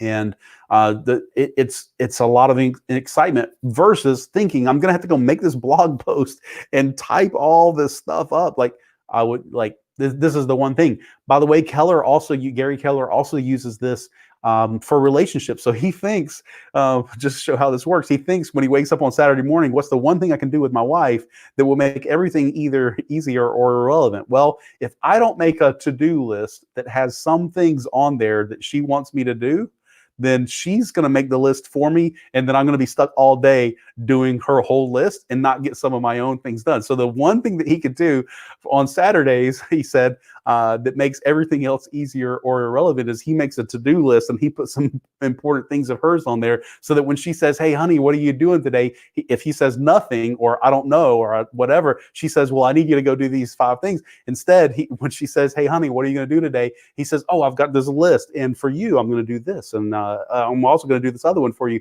And then I need to do these other couple of things for myself. And that suffices. So you can apply this principle to everything in life. But the question that you ask that question, the Gary Keller question, what's the one thing that I can do that makes everything either easier or irrelevant? And also this one, what are you doing today in your business? Is it generating money? Can you scale it? If the answers to these are no, then you'll either continue to do this and not be able to scale, not be able to grow, and not be able to make money, or you need to make a change. Real simple. Okay, so moving on now. Okay, the soft sales way. So yes, this is the other thing that it will take more time to go through all the detail of this process, and it's too much for me to do in a live that already has all this other content on it. But I just want to present this to you as a soft sales way. And yes, I do it with the clients that I have today. And it's an amazing thing when I'm talking with them about changing their marketing process, and I'm showing them how to do it a different way, and then the light bulb goes off like deep into the conversation, and they realize this is what you've been doing with me. And they're not irritated or offended or upset or bothered or anything. As a matter of fact, they just realize this works. Like, I just now got it. I see how this thing works because I've got them to the point where now we're talking about price or how we're going to work together or whatever. And they know that now we're having that become a client conversation, and they realize we've been in this trajectory the entire time, and that at any time they could have exited or like figured out this is not for them, or I would figure out like, I don't know if I can help them, or like whatever that is.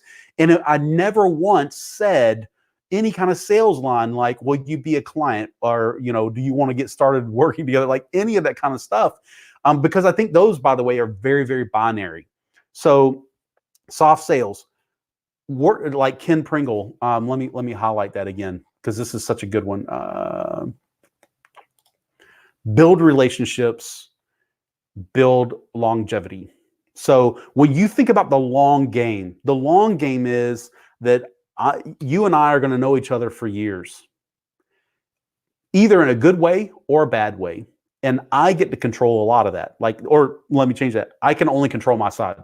So when I think about the long game in relationships with people, my thought is, I don't want 2 years from now, you had some experience with me today that you think something or worse, are saying to other people some negative thing about me. Like, So I just want to make sure I'm doing what it takes to have a good relationship. How many times? So the soft sales approach, I just think, what's this long-term relationship with this person look like? And how can I build a relationship first and then see if this is someone who I can work with or that they can work with me, mutually, like whatever. Like, so it's all about the relationship. I have been in conversations with people. I've worked on their business. I've given them tips. I even had a guy call. He set up a phone call with me Thursday, and he said this other coach, he's like way too expensive. But I just got this quick question for you. I'm like, you do realize that on this call, like I'm actually coaching you, and you just said you didn't want to pay this other guy for the thing. But I gave him the advice. But by the way, I did it at that point because he needs to realize if we're going to continue to work and I'm going to keep giving him this kind of advice, then he should expect to pay for it because it has value. He realized what I was giving him was value, but I didn't just like slap him in the face and say, well, you're not paying me either. So like, I'm not going to tell you, because it's all about relationships. So people realize very late in the game that, and not in a bad way, that I've been working on a relationship to see if they would be a good client, if we would be a good fit together. And if not, at any point along the way, if they exit or decide not, like they leave this group or whatever, or they don't ever call me again, they'll always say, Richard was the most helpful guy I ever knew.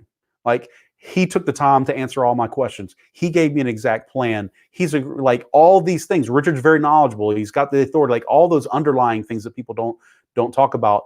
I've already very well demonstrated it, and then they become clients. That's the softest way. So I don't use hard sales. I never do the like, hey, I'm so glad we connected. Would you like to be a coaching client? Or like, you can book some time on my calendar, for a phone call, a discovery phone call. Like, what? I don't do any of that stuff. I just talk about how can I give you some value. And that's my focus. Even the invites to people coming to the group. Here's the value you'll get from the group. I'd love to have you. Would you like to join? Like, it's just really simple. It's a value proposition, and I'm constantly trying to demonstrate the value. As they gravitate and we spend time together, we figure out, is like, are you in a position where you could use my help? Do our personalities work together? Is this, do you have the finances? There are some other questions like that. But I didn't make any of those kind of questions the predicate for the entire relationship. I just made a relationship. So Ken Pringle, you're dead right. Like, that's totally the way to work. I love it. All right. Yep. So I think this is still Shell saying, simplify everything, only 20% of your time. So this is like the Pareto principle, 80-20. I love Tim Ferriss's book, 4-Hour Work Week, because his focus really is just on what are the fewest levers that have the most leverage in my business or in my time, or like what's working the best.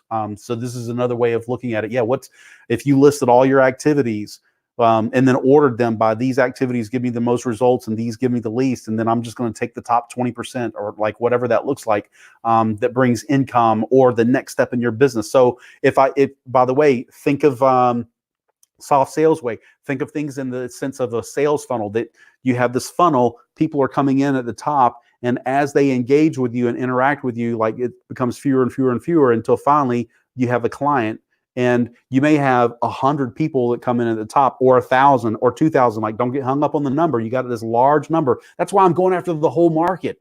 I'm not trying to, my focus is not just getting this one little guy, like that next phone call. Oh my God, I hope this guy, like I can sell him because I got to make some money. Like, I'm not focused on that one guy. I'm focused on the other end of the funnel. Like, how can I get the whole marketplace into the top of this funnel? Because if I have a funnel that converts at each step, 5 or 10 or even 2 or 1%, like all I have to do is put more in the top and more will come out of the bottom. So if you view your marketing efforts as I get people in at the top, I communicate value, I ask them questions along the way of if they need help, would they like to do an interview, would they like to talk about their brand? Like, each one of these steps, I'm further qualifying and finding out more about them and delivering value and proving I can really help you, so that by the time we get to that one question where it's like, would you like to work together? The answer becomes obvious. to them instead of me at the very beginning. Hey, I'm happy to meet you. Like, you ready to sign a contract? Like, totally don't. I do the exact opposite to the extreme. And because this funnel works this way, again, it frees me that when someone says, I don't have time to join your group, I don't want to get on your email list, I'm too busy doing, like, it's okay. Like, I'm going after the whole market to get them in the top. And so the 20% that, no, let me change that. The 2% that maybe would actually become a client, but for whatever reason, I'm not able to communicate the value to them correctly. But if they entered, they would become a client later. Like, I'm okay with them leaving because I'm not betting the farm on one person. I'm going after an entire market space. So simplify everything. What's the 20% that you're working on that's actually getting you income or the results, so that you can gain really the other 80% of your time back, and don't play the marketing games. All right. Ken, 10 says 10 years ago, you did an amazing training. You helped a lot of people. Yep. So, and Ken, I had life happen to me. For those of you that don't know, I'm not going to air out a whole bunch of dirty laundry, but I went through a divorce. It was very difficult. So I get it that, like, I had to make some hard decisions, of going back to, I think this is Shell, her point of, simplifying and focusing on the 20%. At that time in my life, I couldn't take care of family and business and go through the divorce. And sometimes life happens to you, and it definitely happened to me. And it took a long time. I've often thought about going back to that marketing model that I had back then. Things have changed, by the way. Like, I got off. I used to really be big on Facebook marketing. I got off of Facebook. I trimmed down to like 50 friends after like having thousands and thousands of friends on Facebook. And it was a fun time, but I had to burn down and focus. And I really appreciate the compliment and you remembering that I did some amazing training. I'm trying to do. I'm not trying. I'm doing the same thing today. It's just going to be, I guess, with a little bit more experience than what I had 10 years ago. So stay tuned. Your feedback and constructive criticism is very welcome. All right. Okay. So Shell said the simplify, I guess everything is Dennis. Thank you for calling that out, Dennis, if you just showed up. So if you're in the Facebook group, for whatever reason, as you can see, it just says Facebook user. It doesn't actually tell me who you are.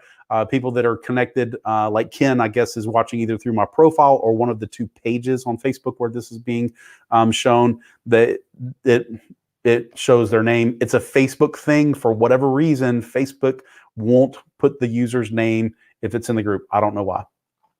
Anyway, so Ken said he felt my pain at the time I came through. Yeah, and for those of you that are going through something hard in your life right now, like, I totally get it. I feel you. It's difficult. I kind of feel like I lost probably 5 years of my life because life happens, and I had to make really hard decisions. My business was booming. Like I said, like, I've had this marketing platform this whole time and had customers on it, select few, but I didn't do my own marketing. I just had to step back. And so if you're in a difficult time, like, I get it. It's hard times. You have to have a balance in life, that it can't be all about business. Sometimes life happens and you have to make the hard decision and put the baby to bed, so to speak, like, stop the business. This is the decision I had to make, and it's difficult. But hey, you will make it through. I made it through. Look at me today. Like, I don't want to say that like, oh yeah, look at me today, but like, look at me today. I'm here. I'm laughing at all my own mistakes and having a lot of good fun with you guys. So you'll make it.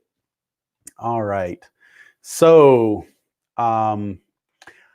specifically for phone calls, I'll give you a really short formula. This is the soft sales approach. If you finally get to the point where you have people on the phone, this is my advice. There's a lot more detail. If we did a one-on-one session together, I could give you like I could help you finesse actually the right things to say for your particular business, for your particular product, et cetera, for your market space. I love doing that kind of stuff. I love people, giving me the 4 paragraphs of this is what I do, or this is about my product, and like trimming it down to that 1 sentence. And they say, oh, wow, that's amazing. Like, I just love doing that kind of stuff. So, unfortunately, I can't do it like through the video, because I can't, as much as I can't see you and see what your product or business is. But here's the basic formula. Frame up the conversation. So in the very beginning, you have to take control, not in a bad way, but you in the introduction, you just say, hey, listen, during this phone call, like my goal is, by the time we're done with this phone call, I just want to have delivered to you value. So we're probably going to talk about your business, your product, your market space, things you're doing. And I'm just going to give you as much free, great advice as I possibly can, so that when we're done with this and we hang up, you have an actionable plan, and you feel like, I now know what to go do to totally crush it and have success. And this is my goal in the phone call. When I say that, it's not, I'm not just saying it to be saying it. Like, people that's been on a phone call with me and we've gone through this, they left with a plan. I gave them specific advice, and I want it to be so good that it's actually like amazingly overwhelming. So I frame it up and I say, this is what we're going to do on the call. So what that actually means, I tell them. So what that actually means is, I'm probably going to be asking questions, and I'm going to be quiet, and you're going to talk a lot. And tell me what's going on. And I'm just going to try to like totally understand you and your product or service and what you're doing. So you're gonna carry the conversation as we learn about you, and then I'm going to try to give you some value. At the end, if we both think that we could work together, would it be okay with you if we talk about what that would look like? Now, no one will tell you no, because you just told them, hey, number one, they're friendly, and you just told them that you're going to give them like free advice and all this great value. So they're not going to say no. They'll say sure, and then you just go from there, and you say, okay, so tell me a little bit about like why you're in this business, and a little bit about your product. How did it get started? And what are you doing for marketing? And then I just try to stick to questions after that, and that's the discovery part. I just try to ask questions.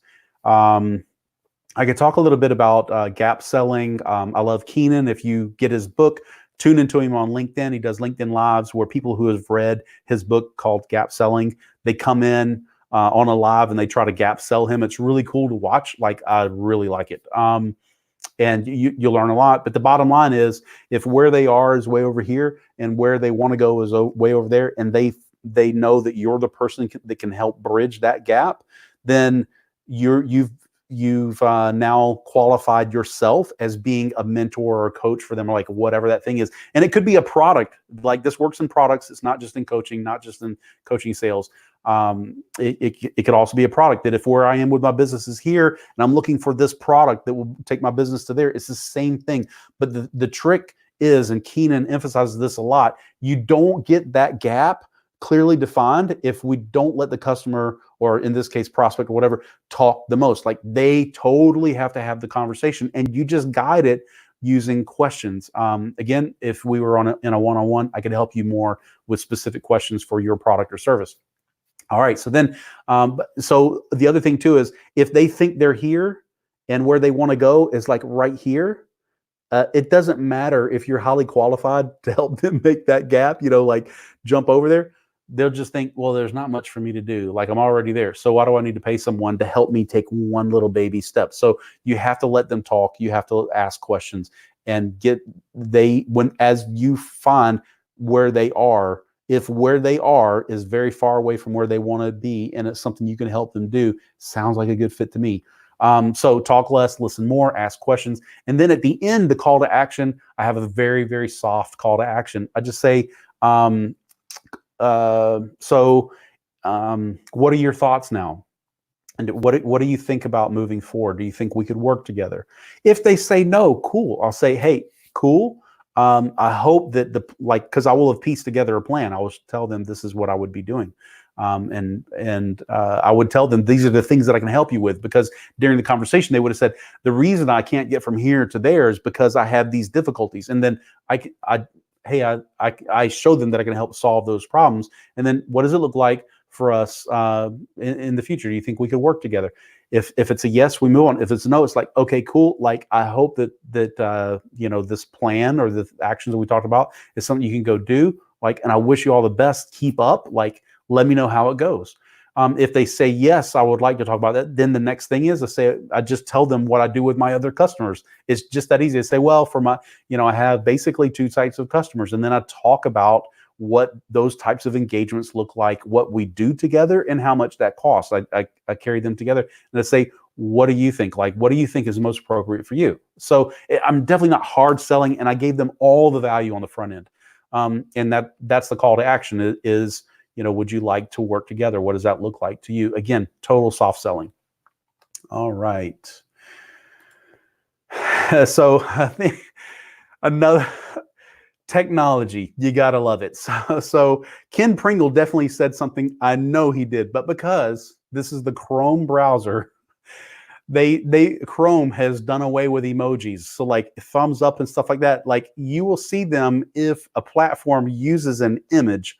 But if they use the emoji code, like a character code, for whatever reason, Google, in their infinite wisdom on user experience, like 6 months ago, a year ago, decided that they would never show emojis anymore in Chrome. So I'm using Chrome. I'm sure he gave like a thumbs up or some kind of thing. Like, who knows? Like, I'll never be able to see it, but it's going to be something positive one way or the other. Maybe it's because he had said, I felt your pain, and I talked a little bit about having to go through that. Maybe he gave me a heart, trying to encourage me. But thank you, Ken, for whatever that was. All right. Businesses should be simple and fun. If it isn't, it's not worth doing. So true. Facebook user who said that, totally agree. Like, if your career, like whatever it is, if you're not having fun at it, like then why would you want to do it? Because you're going to be doing that most of your life. So you might as well have fun and do what you love to do. Also, so you have 2 ears and 1 mouth. Yes. So discovery calls, like I think I even talk less than half, like because I just want to listen and understand. The questions I ask are ones to help understand what that gap is, where they're really trying to go, why is it that difficult for them. Because if I can get them to explain that to me, then when it's my turn to talk, I can say, this is how I solved that problem. But if they don't talk, like, how can I give them a really good solution? So if you make it to the point, if you're marketing on LinkedIn or whoever, and you're getting these calls scheduled, jot this down. Get on the phone with me. I'll help you walk through exactly what your sales pitch should look like. And I say sales pitch in air quotes because you're not really, like, it's a value pitch. Like, you're doing nothing but understanding them and delivering value the entire phone call. And it's only the very tail end, like a few minutes, 5 minutes, maybe max, talking about what would it look like if we start working together. All right. So this was pretty cool. So I had a buddy of mine, Matt Crump. He's been live on here, as well. And he went from dead leads to a really hot market in just a few days. I'm going to tell you what he did. I'm going to tell you, like, you'll obviously see, oh, I can do that. But I want to give you some caveats and some heads up, like, watch out for this as you go. So this is what he did. This is just one simple change that he made. Well, this is one of the simple changes, because he's made a couple of other changes. We've been working really closely, and I've said, why don't you do this? Try this. Like, and I've given you some other ideas that follow up after this particular post. So in this post here, he is, his daughter made homecoming queen. He's there all studded out, him and his big beard. All you men out there, I know you're jealous. You want a beard like his. I give him a hard time about his beard all the time. But he's a good buddy of mine. So he made this post, and here's the thing, like, you hear me say this a lot. This is why I wanted to bring this out. You hear me say a lot, like, make sure your posts are focused directly on the value that you can give. 100% true. Like, you definitely need to do that, because as you deviate from that, you may gather a larger crowd, but it may not be the people that you want.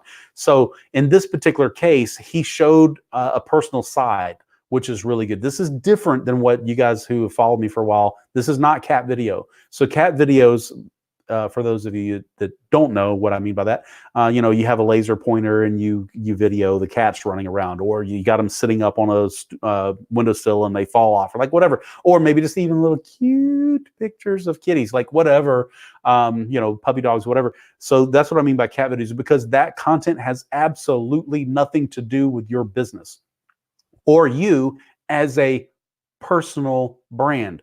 This totally has to do with Matt as a personal brand, as you can see, because he's there, he's showing his personality, he's showing his family, he's showing something really cool. Mother dad, daddy daughter relationship. So totally cool. So he's building the personal side of his personal brand. People went crazy about this. 167 comments when I screenshotted this, and the engagement 600, I think, engagement is through the roof. Really great. It's just a simple picture of him with his daughter. Then I won't show you the rest of the campaign he followed up with. At least I don't think I got those. Nope. But he followed up with that. So he got this mass engagement, because a lot of people will identify with daddy, daughter, et cetera, family, et cetera. So they all engage. And remember earlier, I talked about the different forms that LinkedIn will use to measure your engagement and whether or not they should show your content again. So then right after that, he did a call to action series where he talked about a book that's coming out. First, he announced it, said you can get it tomorrow if you send me a DM or comment. I can't remember which one it was. Then he announced the book, and then he's had several different videos because people got the book. They started getting results, and they're going crazy over it. It's a free PDF, but they're going crazy over it because they're like, this is exactly what I've been looking for. It's so encouraging. You solve some problems. Like, this is everything I ever needed. And they, like, the posts after that have gone crazy. If you're on LinkedIn, look up Matt Crump. Go to his activity, click post, and you'll like scroll down to the daddy daughter one, and then scroll up and just watch the engagement.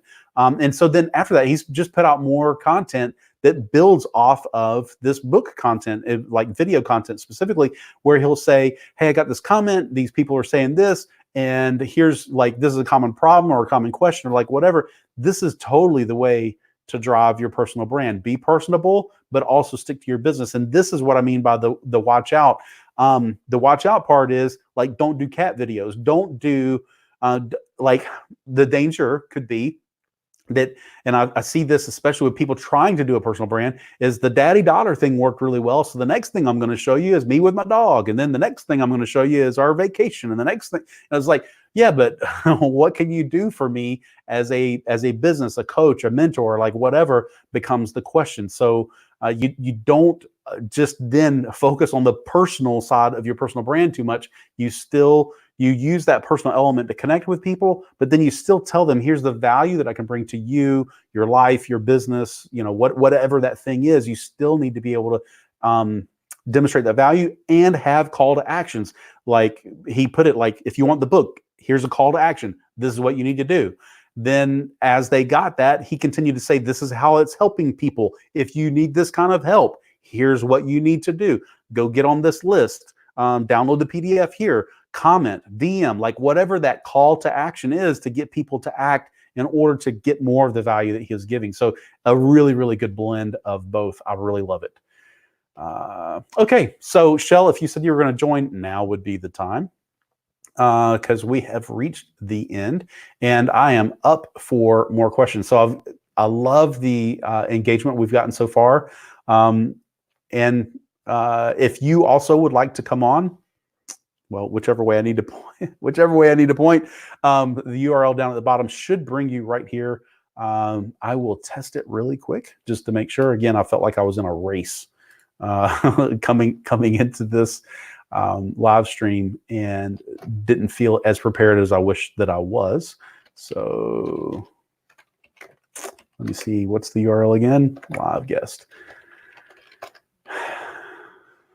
Yep. Okay. So that you should be able to just use that URL, including you, Shell, and hop on in if you're still around. Oh, I don't know why this clicked and messed up over on the side. It looked like it was a new comment, but I guess not.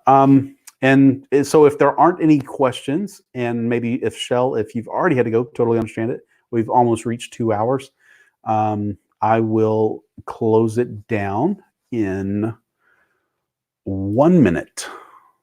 Can I see a clock that has seconds so I can count it down? I'll just use my watch. Low technology. Oh, Shell's here. Woo, woo, woo. All right, so remove that. Add you in. Hey, guys. Okay. Oh, I know I can't hear you. Technology. You need your headphones, yeah. Can you hear me now? Now I can't see the Facebook comments, so I don't know.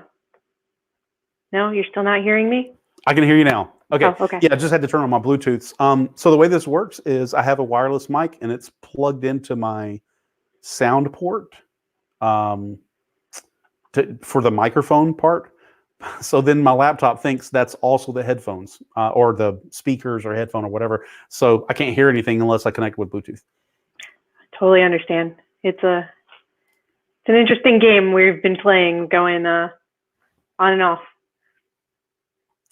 Okay, so totally cool. Facebook user, whoever you are, said thank you. Wonderful live. All right.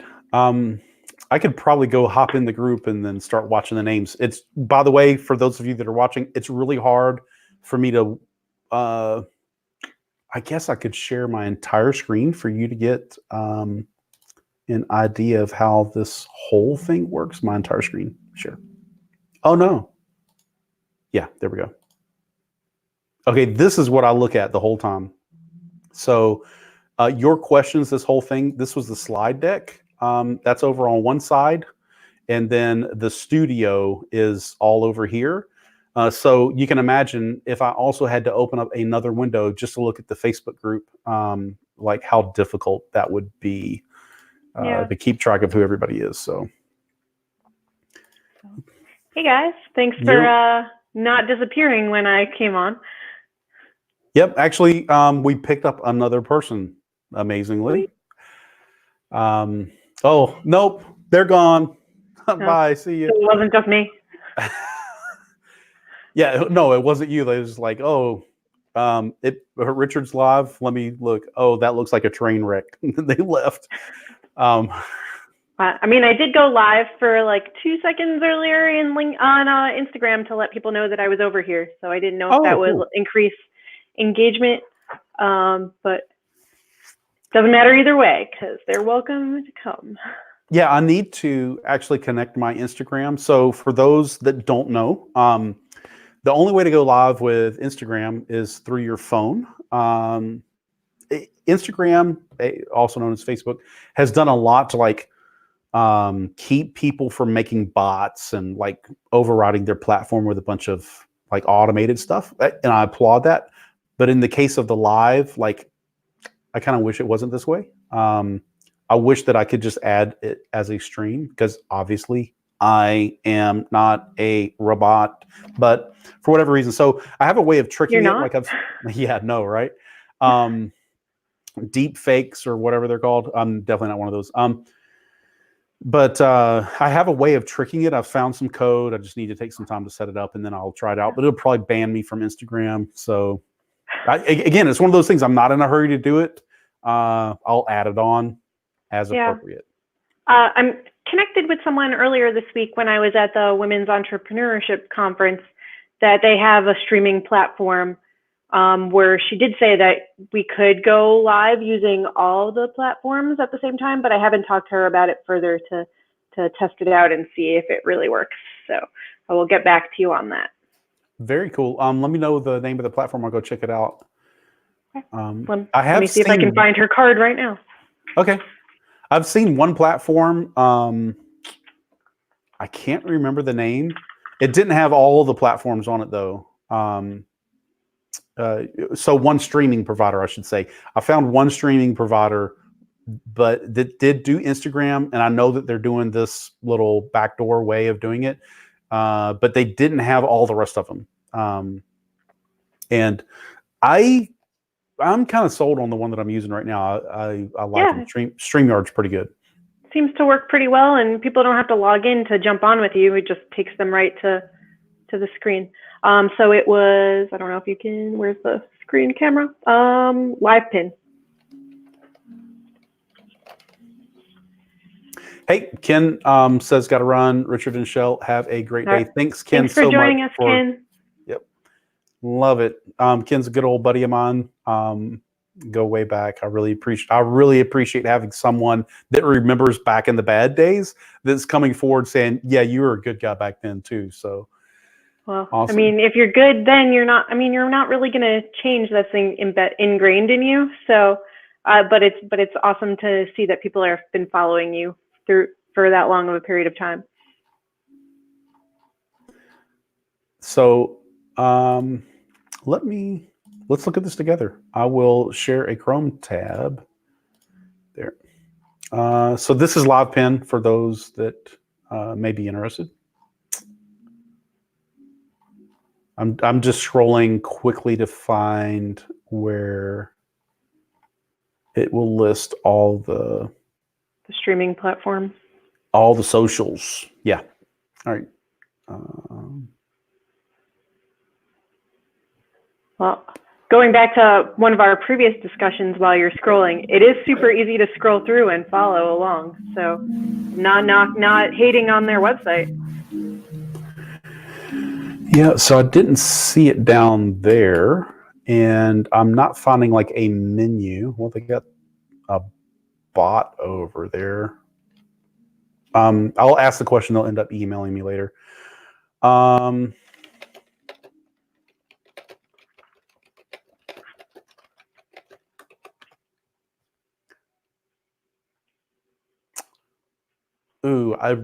that's really tricky. They're asking me if don't miss out on any replies, allow push notifications. By the way, for those of you that are watching, like, do you ever go to a website and right here it'll pop up and say they want to be able to send you notifications? Like, I always block them because I've been like spammed to death by this one company. So I generally stay away from it because it means that even if you're not on their website, you have nothing to do with their website. They can just keep like sending you messages. This reads a lot like that. Yeah, so my gut would to say no. Yeah. I know you can go into the Chrome settings and find where that's enabled and turn it off. But one of these places, it was really bad. Like, because like in this case, it says this is provided by Fresh Chat. So I'll just use this as an example. With this company, it didn't say like Live Pin TV on it, like you see here. The messages that were popping up said by I'm sorry. The messages that were popping up kept saying Live Pin TV, but when I went to the settings in Chrome, it was listed as whatever their little chat provider was, but I didn't know which chat provider it was. Like so I could never find them, and it was like I have no idea how to get rid of this. It was really annoying. But we'll see if they're probably gone for the weekend. Totally cool. Yeah, I mean, I'll reach out to her on Monday. That's my outreach day. Cool. All right. But yeah, it's good to have some options for connecting all the platforms. Oh, by the way, this whole time you did get to see the scroll, right? Yes. Okay. Yeah. This is really weird. When I just now clicked back to our tab where we are, and that's when I saw like it go from the 2 frames of us to we were on the side and the window in the middle. So I just want to make sure that it wasn't another technical thing that I've needed no, to be aware I was of. able to see the scroll. All right. So I'm not seeing any questions come in. I don't know if that's good or bad. Maybe I don't know. It seems to happen when I jump on, whether it's because it's at the end and people see it winding down, or I don't know what. You don't want to ask me any questions? Come on, guys. I'm here. Well, yeah, there's no other content. So I got a lot of interaction because I was constantly going over content. So, and by the way, for those that are still watching, I'll bring some of my own content. There you go. We'll do a double header. For those that are still watching, you can still join. I can host, I think, up to 6 people on this platform at a time. So if you would like to hop on and talk to Shell, I can even exit the screen and just let you guys chat. It doesn't have to be I think you did that with Matt and I that last time. Yeah, where you just kind of walked away to eat your dinner. Oh yeah, was that what it was? Yeah. Oh my God, we're at the 2-hour mark. Has this been your longest one yet? it's got to be my longest one. Yeah. But we should have like a record to see how long we could keep it going. So I saw with someone some the other engagement. day. I saw someone the other day. They were posting that they had the longest LinkedIn Live, and it was over 4 hours. Oh, wow. With people engaging the whole time? Yeah, so that I don't know. Like, I don't know what the engagement looked like. Because they could just be talking to crickets. True. I could totally beat that record, right? Well, you're not talking to crickets. You can also always, boost your engagement by playing the harp. I forgot to tell you to cue it up while I was coming on. Can you hear it in the background? I'll be quiet. No, I can't. Oh, okay. Her teacher's here today, and they're because, long story, she was local.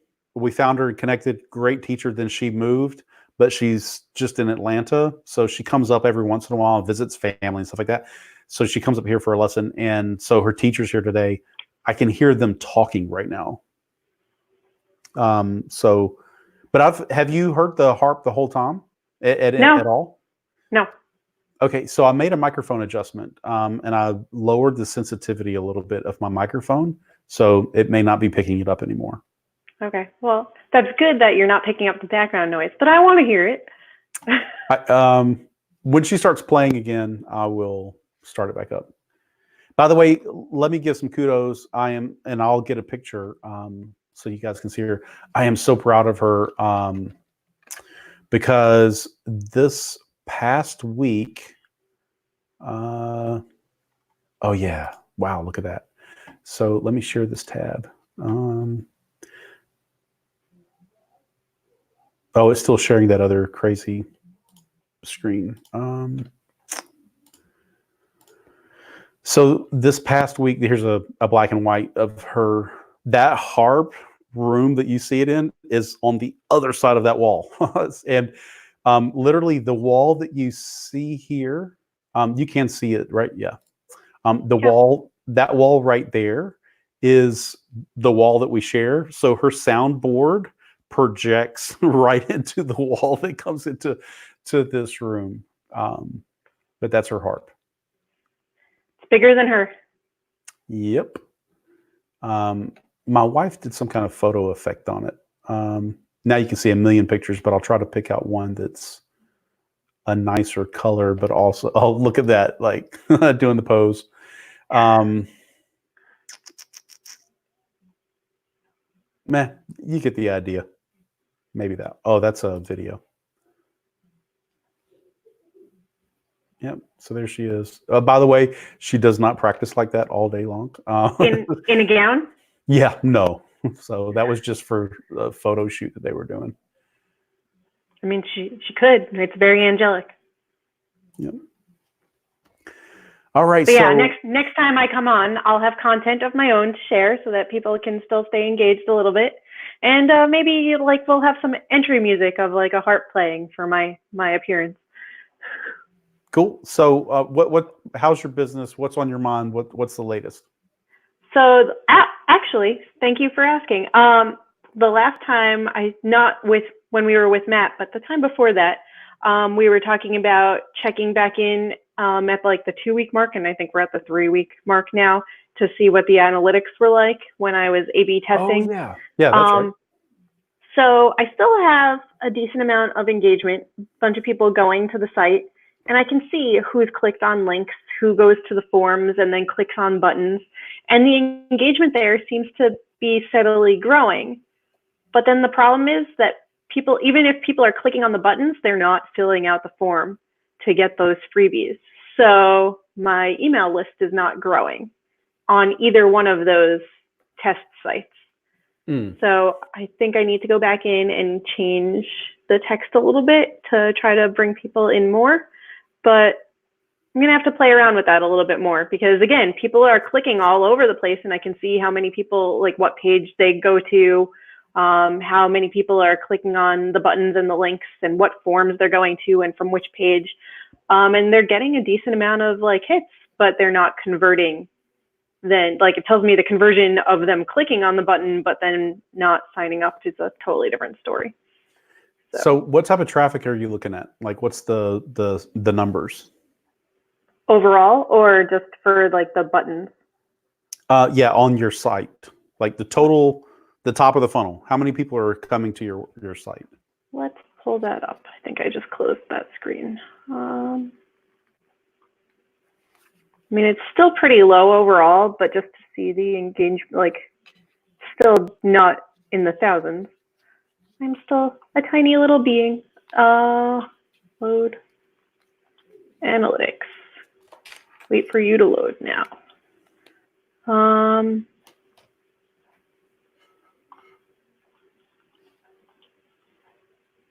So in the past week, I've had 729 people come to my site. Okay. Which seems like a pretty decent number. But then if I go to my activity log, I can see like what specific, link they're going to, whether they're going to like my main homepage or they're going to, if they clicked on the link from Instagram, it's like a different URL slug. So I can see where they're coming from too. Okay. What's your biggest source? My biggest source right now, let's go back to that, is, I mean, it really says I have the most direct sources, but that's probably me every time I go to check the page. So the next biggest one is social media, which then it's pretty even through Instagram and Facebook, which is funny because Facebook, I don't actually post anything on since I don't have my own Facebook group. So that's probably people within groups that I'm in going to my site. Okay. So yeah, it's pretty evenly distributed between Instagram and Facebook. Okay, so I'm gonna. This would make a great live to do maybe this week, but I'll give you a couple things to think about, and then if you want, we can schedule a time and we can look at this strategy together in depth. The one thing that you just said that strikes me is that you may be counting your own visits, and that's a common problem. Some analytic packages, if you're logged into your website, they know it's you, and you can have it not count that. I do that in WordPress, but I'll also show you. But I know you use Square or.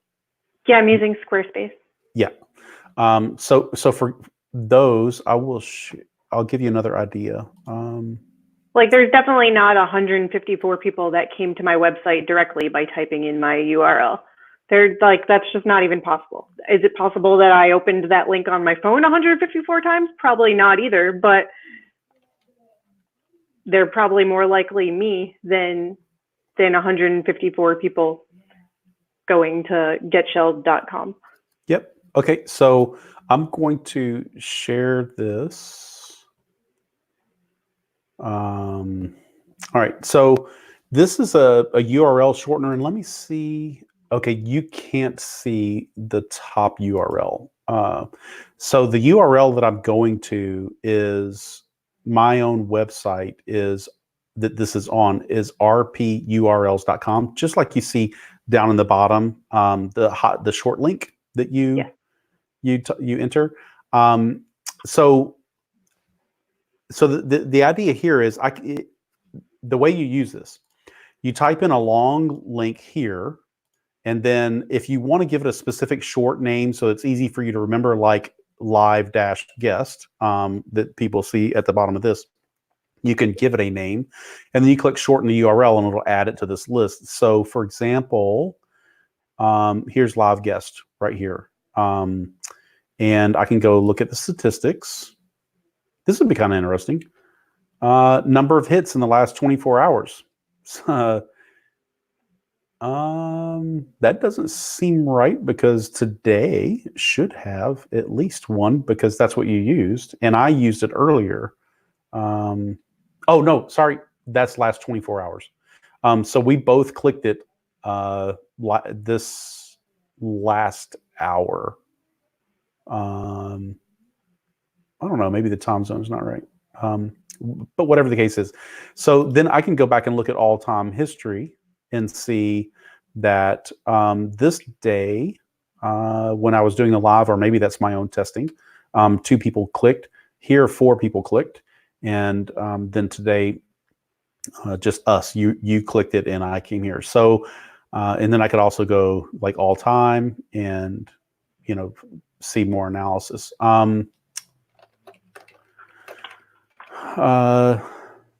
Whoa! Did I really just do that? So if you type in the wrong thing, it'll just default and go to my website. But I also so here's the strategy you could do with that. When I message people, I just remember I don't have to like send to them the website, or the group is facebook.com/group/digital brand alchemy, for example. I just remember rpurls.com, which is my own domain, and /DBA for doing business as for digital brand alchemy -F Facebook group.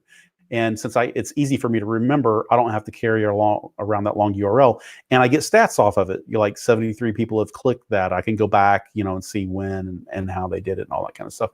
So what you could do is you could set up a shortener like this. You could run your own. You could use something like Bitly. Google has one, I think, or maybe they phased theirs out. But you could find a shortener or run your own. I'm running my own, and these are the links you can share out. That you could have one that's like -FB, the same exact link that the short URL is -Insta or -I, another one that's -LI, but they all go to the same exact URL place. But then that way you know where they're coming from. Yeah, on this one page, you'd easily be able to see where they're coming from. So I am a big tracking freak. Like if you go back to that screen for a second, like what's the website? I know it's your own. It's the rpurls.com that you're tracking everything from to see where they're clicking. But like, what is that? What's the program that you're using to shorten all those? Okay, so I'm hosting my own website. And by the way, like nobody sees this but me, right? Because you got to log in to see it. So I don't really care if it's ugly or using their default URL, but this is actually what it is. It is UYOURLS, which is your own shortener. So the thing is though, it's PHP. You have to be hosting your own website. You have to know how to download this PHP and get it set up a database. So yeah, it's not in my lane. Yeah. But so that's why I was saying, like, you could use Bitly or, some other shortener. The problem with those is, you have to pay for them. No, there are plenty of free ones out there. The problem with them is you can't always be guaranteed to get your own, like DBA-FB group may already be taken. So like you can't just create whatever you want. You'll be like, it's up for grabs with everybody that's using that platform. Sure. I could probably run this as a service where you could have like shell.rpurls.com and have all your own links. And then, maybe that's a business idea for me to do. Of course, you probably wouldn't want me to run rpurls.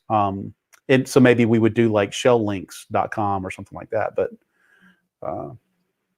nevertheless, that's the strategy idea, that you track inbounds differently or separately. Or also go to Square and see if you can, if there's a setting, or what are you using for analytics? The analytics is through Squarespace. Okay. And then I also have Google Analytics set up, but that links to my Squarespace, so really I shouldn't have to be checking that separately. I'm going to see if I can do a real quick search.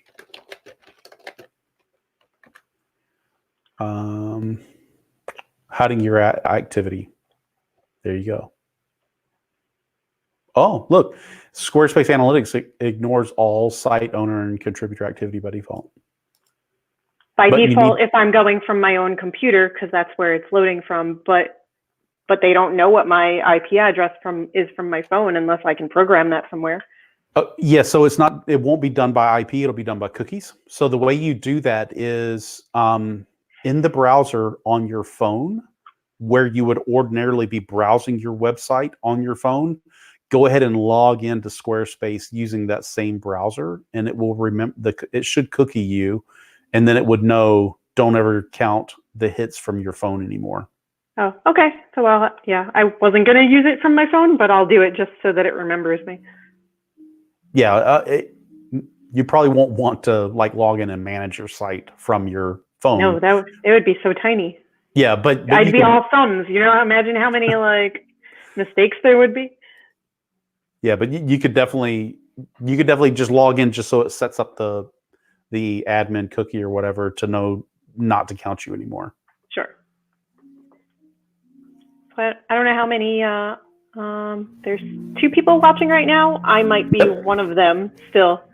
So who's still in here right now? Cameron, are you still here?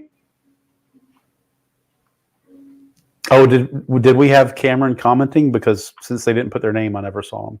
No, it popped up that he joined. Yeah, and since I'm not watching live, I don't see that either. Only because I just switched back to check it out. Surprised there's no lag either. It's pretty on point. Usually there's like a delay. Yeah. Totally cool. Yeah, so I might be one of these 2 people that's still in this live right now. But, you probably are. So not sure who the other person is. If you have any questions for us, let us know. Certainly don't want to keep you here all day, although we could try. Oh, can you hear the harp now? I did hear it a little bit. Yeah. I will change the microphone settings. It's very like easy on the ears. It's not like distracting me or anything. I don't know how well you can hear that. Oh. Yeah, I hear it a lot, actually. You know what? This is actually coming through my Brio, not even from this mic. Oh my goodness, technology kills me. Don't mess with it too much. We might then lose the sound altogether. How about now? Yes, I do hear it. Yeah, that one in particular that she's playing. Have you ever seen the Ocean's movies, like Ocean 11, 12, 13? Yeah. I can't remember which one this one's from, but it's the one where at the very end, like they've done the heist, and they're at the very end, they're all I think it's actually 11, because Danny, isn't that who he is? Danny's off. He just got carted away. But all the rest of them are standing and watching the waterfall. Yeah, and I remember that. This is the song. And they're all like smiling and proud of themselves that they pulled it off. Yep. And then they one by one like walk off.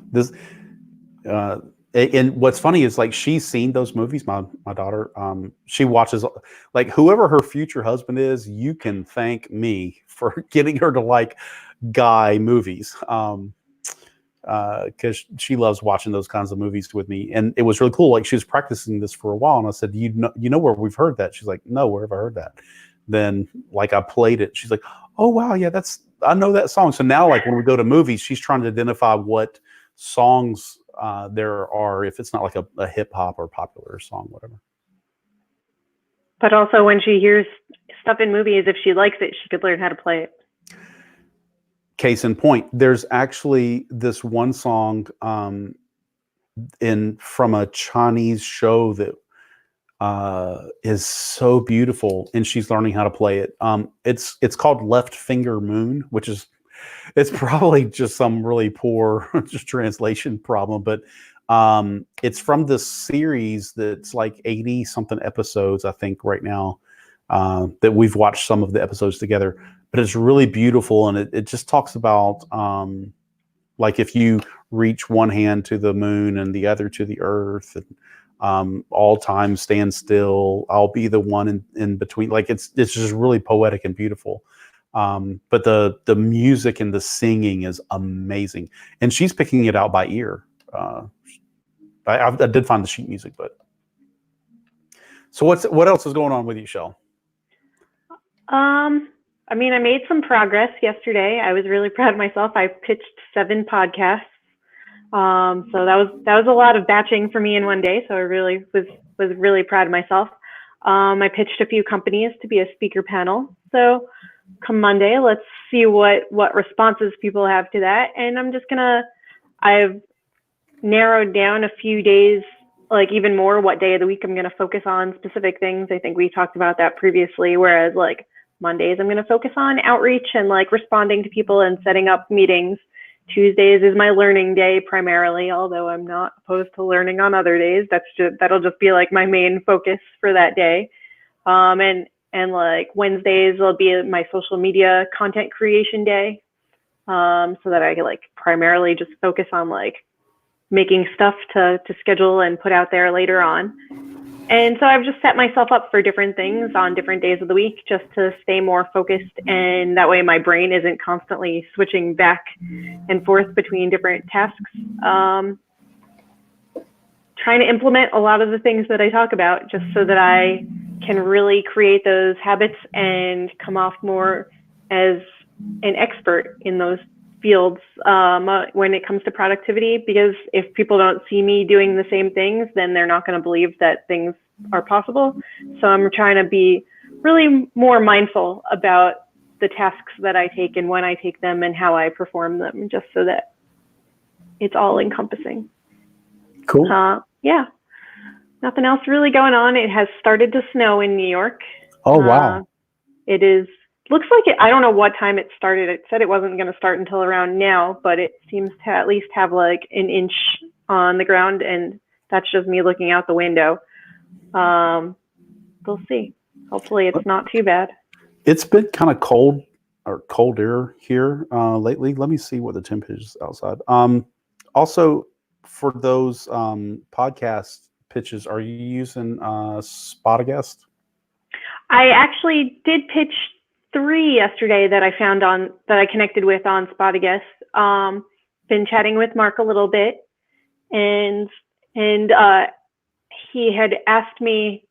He probably asks everybody. I don't know how many people will respond, but I did respond, and we were going back and forth for a little bit. And he said, "Have you found anything yet? Like, how are you using this platform? I want to build the community more." And the community has been growing. It's just a matter of how many people are engaging with it.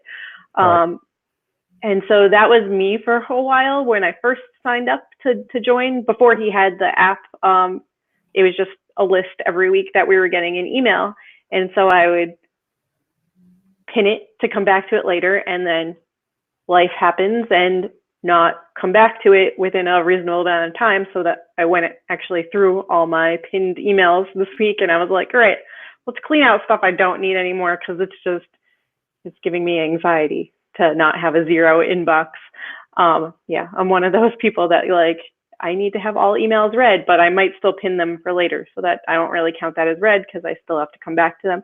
But then I was also getting anxiety getting so many emails from him, checking in all the time. Right. And so I told him that honestly. I was like, look, you have great content and I want to engage with you, but the more I'm getting emails from you checking in all the time, it's not you, it's you and everybody else doing it at the same time.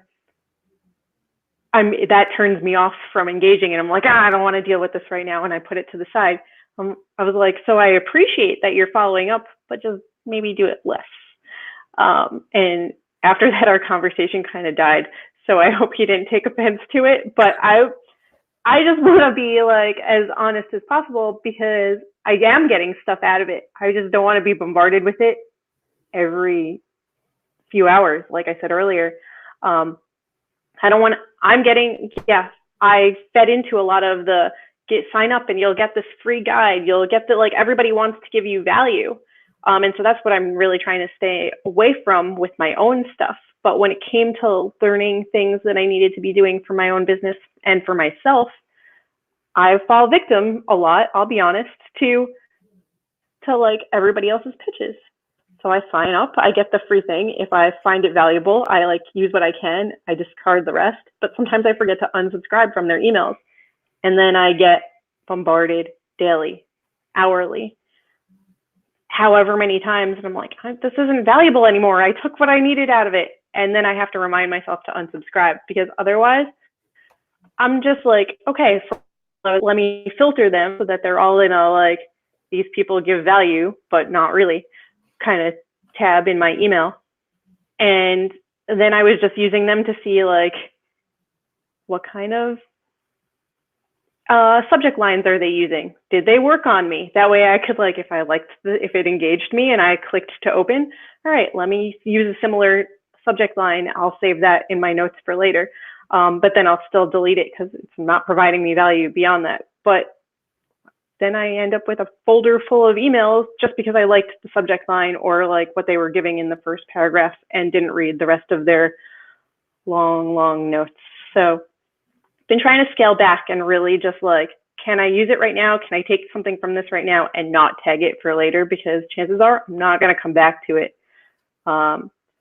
So yeah, going back to Spot a Guest, I have been engaging more. And yeah, just this week I connected with maybe like 5, 6 people, and some of them weren't a good fit. So I only pitched 3 of them, and we'll see what happens. Yep. So there's this concept, a lean concept called "Don't touch the mail twice," and it was literally for mail, not originally it was for mail, not email. But the idea is, so you get your electric bill in, you open it, you see it, you set it down in a stack. You come home the next day and you're like, oh, what bills do I need to pay? You look at it again. Oh, my electric bill. Well, that's not for 2 weeks. Then, a couple days later, it's like, oh, what do I need to do today? And you go and you touch the mail again. And so the whole idea was, you say you don't even open it. This is electric bill. That's on the 18th. You stick it in the 18th and you don't look at it again until that's the day I'm going to pay. Then, and so typically what I used to do is I would just bundle things up I get paid every other week. So typically like 2 paydays a month, and I would just stack all the bills for that payday. And when I get paid, I just open all those bills and pay them once. Same thing with email. This idea of I'm going to read it now to save it later to read it again. I just wouldn't even open it. And another trick that I've used to help curb that with me, the buildup, is no joke. In my inbox, actually, let me see if I can not give away state secrets and show my inbox. Let me take a look. Oh, wow. So I like the 0 inbox, and you'll be able to see right now that I'm totally not meeting it. But I will share that tab. Can I find that tab? Yeah, I mean, just having unread emails gives me such anxiety because I feel like I'm not getting back to people. But really, it's just people spamming me or trying to get me to buy something. So I'm not getting back to them anyway. I think I can get rid of that anxiety. See, look, there's so many Spot a Guest things there. Yes. So like with Mark specifically, I don't know if it's like this. I don't know like why I get his message twice. And what's crazy is, I guess he's just doing it the same message 2 different ways. They're literally, yeah. Unless he's trying to see which way it gets the most engagement. Then why would he send it to me twice? Like people don't. That's the worst way to use email. Instead, you send A/B test to 2 different groups of people, and whichever one performs the best, you send to all the rest of the group. But you don't send the same 2 messages to one person. You say, I got 100 people here and a different 100 people here. You send 2 different messages, and then whichever one performs the most, you send to the rest of the group. But the only reason I could think of that is that depending on what groups you subscribe to, maybe he was sending it to one group specifically, and then the other one was a generic one. So, but they're different titles and everything. So that he's wasting his time. Yeah, but those were the kind of, I was getting maybe like 5 from him a day, and I love him. He's great. I'm glad that we've been connected, and what he's doing really does provide a lot of value. But really, I don't want to see that in my inbox all day long. Like I want to see it when people are responding to me, because then I know I have a message. But I don't need that outreach otherwise. So I have 2 strategies. One you can't see, because there's just not an email here, but I use NetHunt. Now you can see the little symbol right here. If it's someone who I'm engaging with, either to be a guest or maybe a client, or we're talking maybe business partnership, they will have a big thing right here that will say their name, and it's a different color. It stands out really strong. If not, then it looks like this. So that's one strategy. The other strategy, let me make an excuse real quick first. So I get these are 3 emails that I get sent to different platforms to make sure my email is working correctly. So that's why I'm spamming myself. But you'll notice this tag. Here's the other strategy I want to talk about. So I have a category called delete in, and then there's a sub tag called 1 day, 7 days. I probably have one that's a 28-day or whatever. And so when I get email in, so like this is from Shane Malott. So I'll walk you through the whole process. I will come here. I will get his email address. I'll go up here and do a search, and I will. I thought I used to have a create filter on here. Oh, you have to click this. Yeah, you have to click that. My bad.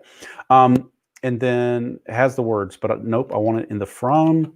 Whoa, I didn't mean to select the whole screen and take that out there.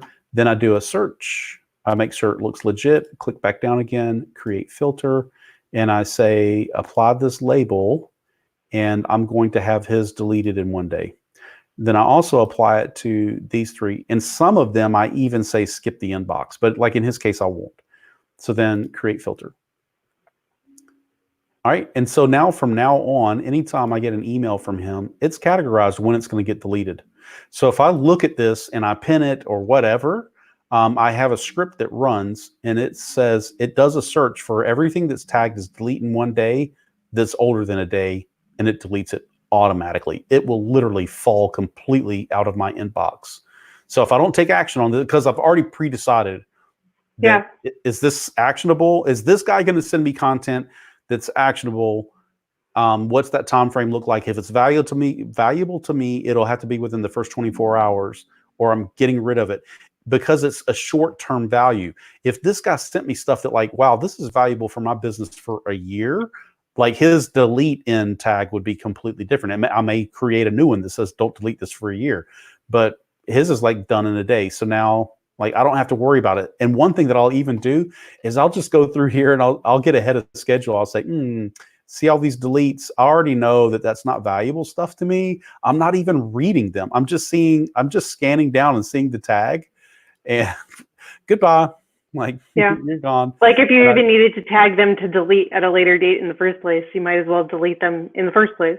Yep. Sometimes, and sometimes I do that when I feel like I've got too many. Now I've literally got only 25 active emails in this inbox, and that's it. You're looking at them. Yeah. But you're programming the scripts yourself to delete it automatically, or those are, because I don't think those are in Gmail. Like you can filter it. Like I can put a tag on it that says delete within 1 day, but then there's not a script that actually runs to delete it. Yeah, so I've thought about sharing this script because you're right. You can do the auto tagging, but you have to have a script because the script does some other things too. Like, look at my social tab. I never look here and look how empty it is. Like, I don't even come here and delete stuff. And no, because in that script, it says if they're in the social tab, they got 24 hours. After 24 hours, the email's gone. Promotions, I think, is also 24 hours. Even if they get tagged with delete in 1 day or delete in 7 days, if it's in the promotions tab, look at that. The oldest one is January 17. That's yesterday. Yeah. There was a Google add-on or a plugin that I had put in. It's called Unroll Me. Yeah. And so I can tell it to like unsubscribe me automatically from people who just keep spamming my inbox, and tell it specifically which ones I want to keep for future. But that's really helped cut down on it as well, to like tell it to automatically not let certain emails come through. Right. Another thing I do, it may be in here. No, I didn't do it with this one. Some of them I will put on there when I go and create. When I subscribe, I will put. So my email address is richard@richardpickett.com. So I will put like Richard plus and then their name at richardpickett.com. And I can tell if I'm starting to get spammed by something, I'll look and see. Like that was Brian Harris there just a second ago. So if it says like plus Brian Harris and I'm getting this email from somebody else, then I know, okay, Brian Harris is a bad guy. He sells data. And I go find him and I get rid of him. And then I also unsubscribe from whoever else is using it. So yeah, just a little strategy. It's always good because definitely managing my inbox can get a little tricky sometimes. Yep. Yeah, I've thought about releasing that script. It's probably at a point where I could release it. You just have to do a little configuration up at the top, and you have to know how to activate it or give it permissions to run. But yeah, I love it, especially if you're a zero inbox person. Like that helps a lot. And one other thing to let you know, if I star a message, it won't delete it.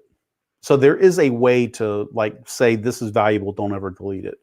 But if it even if it's from that person, like a specific person that you had, yeah, okay, yeah, so it can say delete. It can say delete in one day, but if I've opened it and starred it, then that's like your version of pinning. I'm saying please don't delete that, and the script will skip anything that's starred. Yeah, I mean, I use Boomerang for a bunch of things, and I was trying to pause my inbox for a while so that I could get away from obnoxiously checking my email every 2 seconds. And it was really helping. But now that I've whittled down what's coming through, I don't really need that feature anymore. I still use Boomerang for a lot of other things, though. They have some great features. But it's helpful to pause your inbox sometimes, or like to have those reminders pop up like, oh, you haven't heard back from this person. Do you want to reach out to them again? And yeah, so for a while I was playing around with different plugins and add-ons to like, okay, well, oh, I had a typo in this subject line. Is that why people aren't responding? And there are some that you can go back in and like, even if that person has read the email, you can change the subject line so that it shows up differently for you and for them. Not that changed anything, but sometimes that takes away some of my anxiety of like, oh man, like they're going to think poorly of me because I spelled a word wrong. Or they may just realize that you're a human. Depends on who I'm interacting with. Yeah. Again, I'm not a human. I'm a robot. If they're criticizing me from the cheap seats, like I'm good with it. Don't want to hear it. Yeah. So I used to use Boomerang to remind me of things like that, but I've switched and now I just use NetHunt. Mainly because with NetHunt, I can build an entire flow, and I probably need to do a live for that. But I can do a full customer flow of where they are in a funnel and how to progress them along. And it does things like if I send an email, it will track if it got opened. And I can even do campaigns if I wanted to. So you're your own CRM. Yeah, it's a CRM. Yeah. And it's integrated with LinkedIn. So my two big things are LinkedIn and Gmail. And so it's integrated with LinkedIn. The only thing it doesn't do on LinkedIn is it doesn't annotate when I've messaged with people, which is the other thing that I think is missing. But it's okay. That's really important though, because that's like half your engagement. Right. Well, so my circumvention of that is in LinkedIn, you can download all your data. So, and I download it and I have some scripts that sticks it in a database and does tracking. I just started using NetHunt a couple weeks ago. So my next action with them is to use their API. And whenever I download their data and put it in the database, I can flag it whether I've put that in NetHunt yet or not. And if I haven't, it can just call the API and say, here's another message, here's another message. And so I can just go to NetHunt and it has everything, all the engagement I have per person, whether it's Gmailing them or LinkedIn, which are my two big methods. So it looks like we're down to just one person after we did the inbox discussion, whoever the other one was left. So that's probably me. Yeah. I'm probably the live on Facebook. Woo woo. So, any other news, or you ready to check out? I mean, I don't really have anything else going on right now. Hopefully, I can get some more good things going this week. See how my workflow stays put. If I can like stick with it, or if I need to rearrange things a little bit more to like different days of the week. I also made a content calendar for myself so that I know what content to focus on each month. Instead of like, I have specific topics that I talk about, but I've still been a little bit all over the place. So hammering down like, all right, for the rest of January, I'm only going to post about these things. For February, here's the content that I need to create. And so I think that'll help a lot too. So I'm looking forward to getting all these systems in place to work smarter, not harder. Cool. Yeah, gotta plug myself there, right? Yes, which is what you do. So, I will be working on laying out content for the next 2 weeks, today and tomorrow. That's one of the focus I have, or one of the foci. Tomorrow I will be enjoying. Saturdays are my lazy day. I really don't do anything. I might go out depending on how the weather is, and if the whole city gets shut down with the subway for whatever reason with the snow. People are weird. Things don't run properly. But other than that, tomorrow is my like review of the week that passed, so that I know what I need to tweak a little bit. And also I have blog posts coming out every Sunday, so gotta just check that again to make sure it's ready to go. Very cool. Yeah. So, anything else going on with you? That's it. I will. On Tuesday, I was at the women's conference, so I missed your live with Matt. Yep. That went really well. He's a great guy. So. Yeah, Matt's awesome. Everybody who's going to watch this in the replay should definitely check it out Tuesday nights. Matt Crump. Yeah, so I've had to change it. I was trying to do every Tuesday night because that's the best night for him. But then we take my daughter and her harp to the local youth orchestra, and it's on Tuesday nights. So now I can't do that on Tuesday nights anymore. We're trying to find another night that will work, but he's got kids stuff through the other days, so I don't know how that's going to work out. Yeah, I mean, I didn't get to. Did he tell you guys how his son's nerd day went? He dressed up as a nerd. Oh, I'll have to ask next time. Good one. Yeah, nothing else going on really. Just trying to get myself set up more and more efficiently to be knocking things out. Everything else will come, right? I'm not really rushing. Like, it would be great if I had more engagement, if people didn't disappear and I was the only guest in this Facebook right now.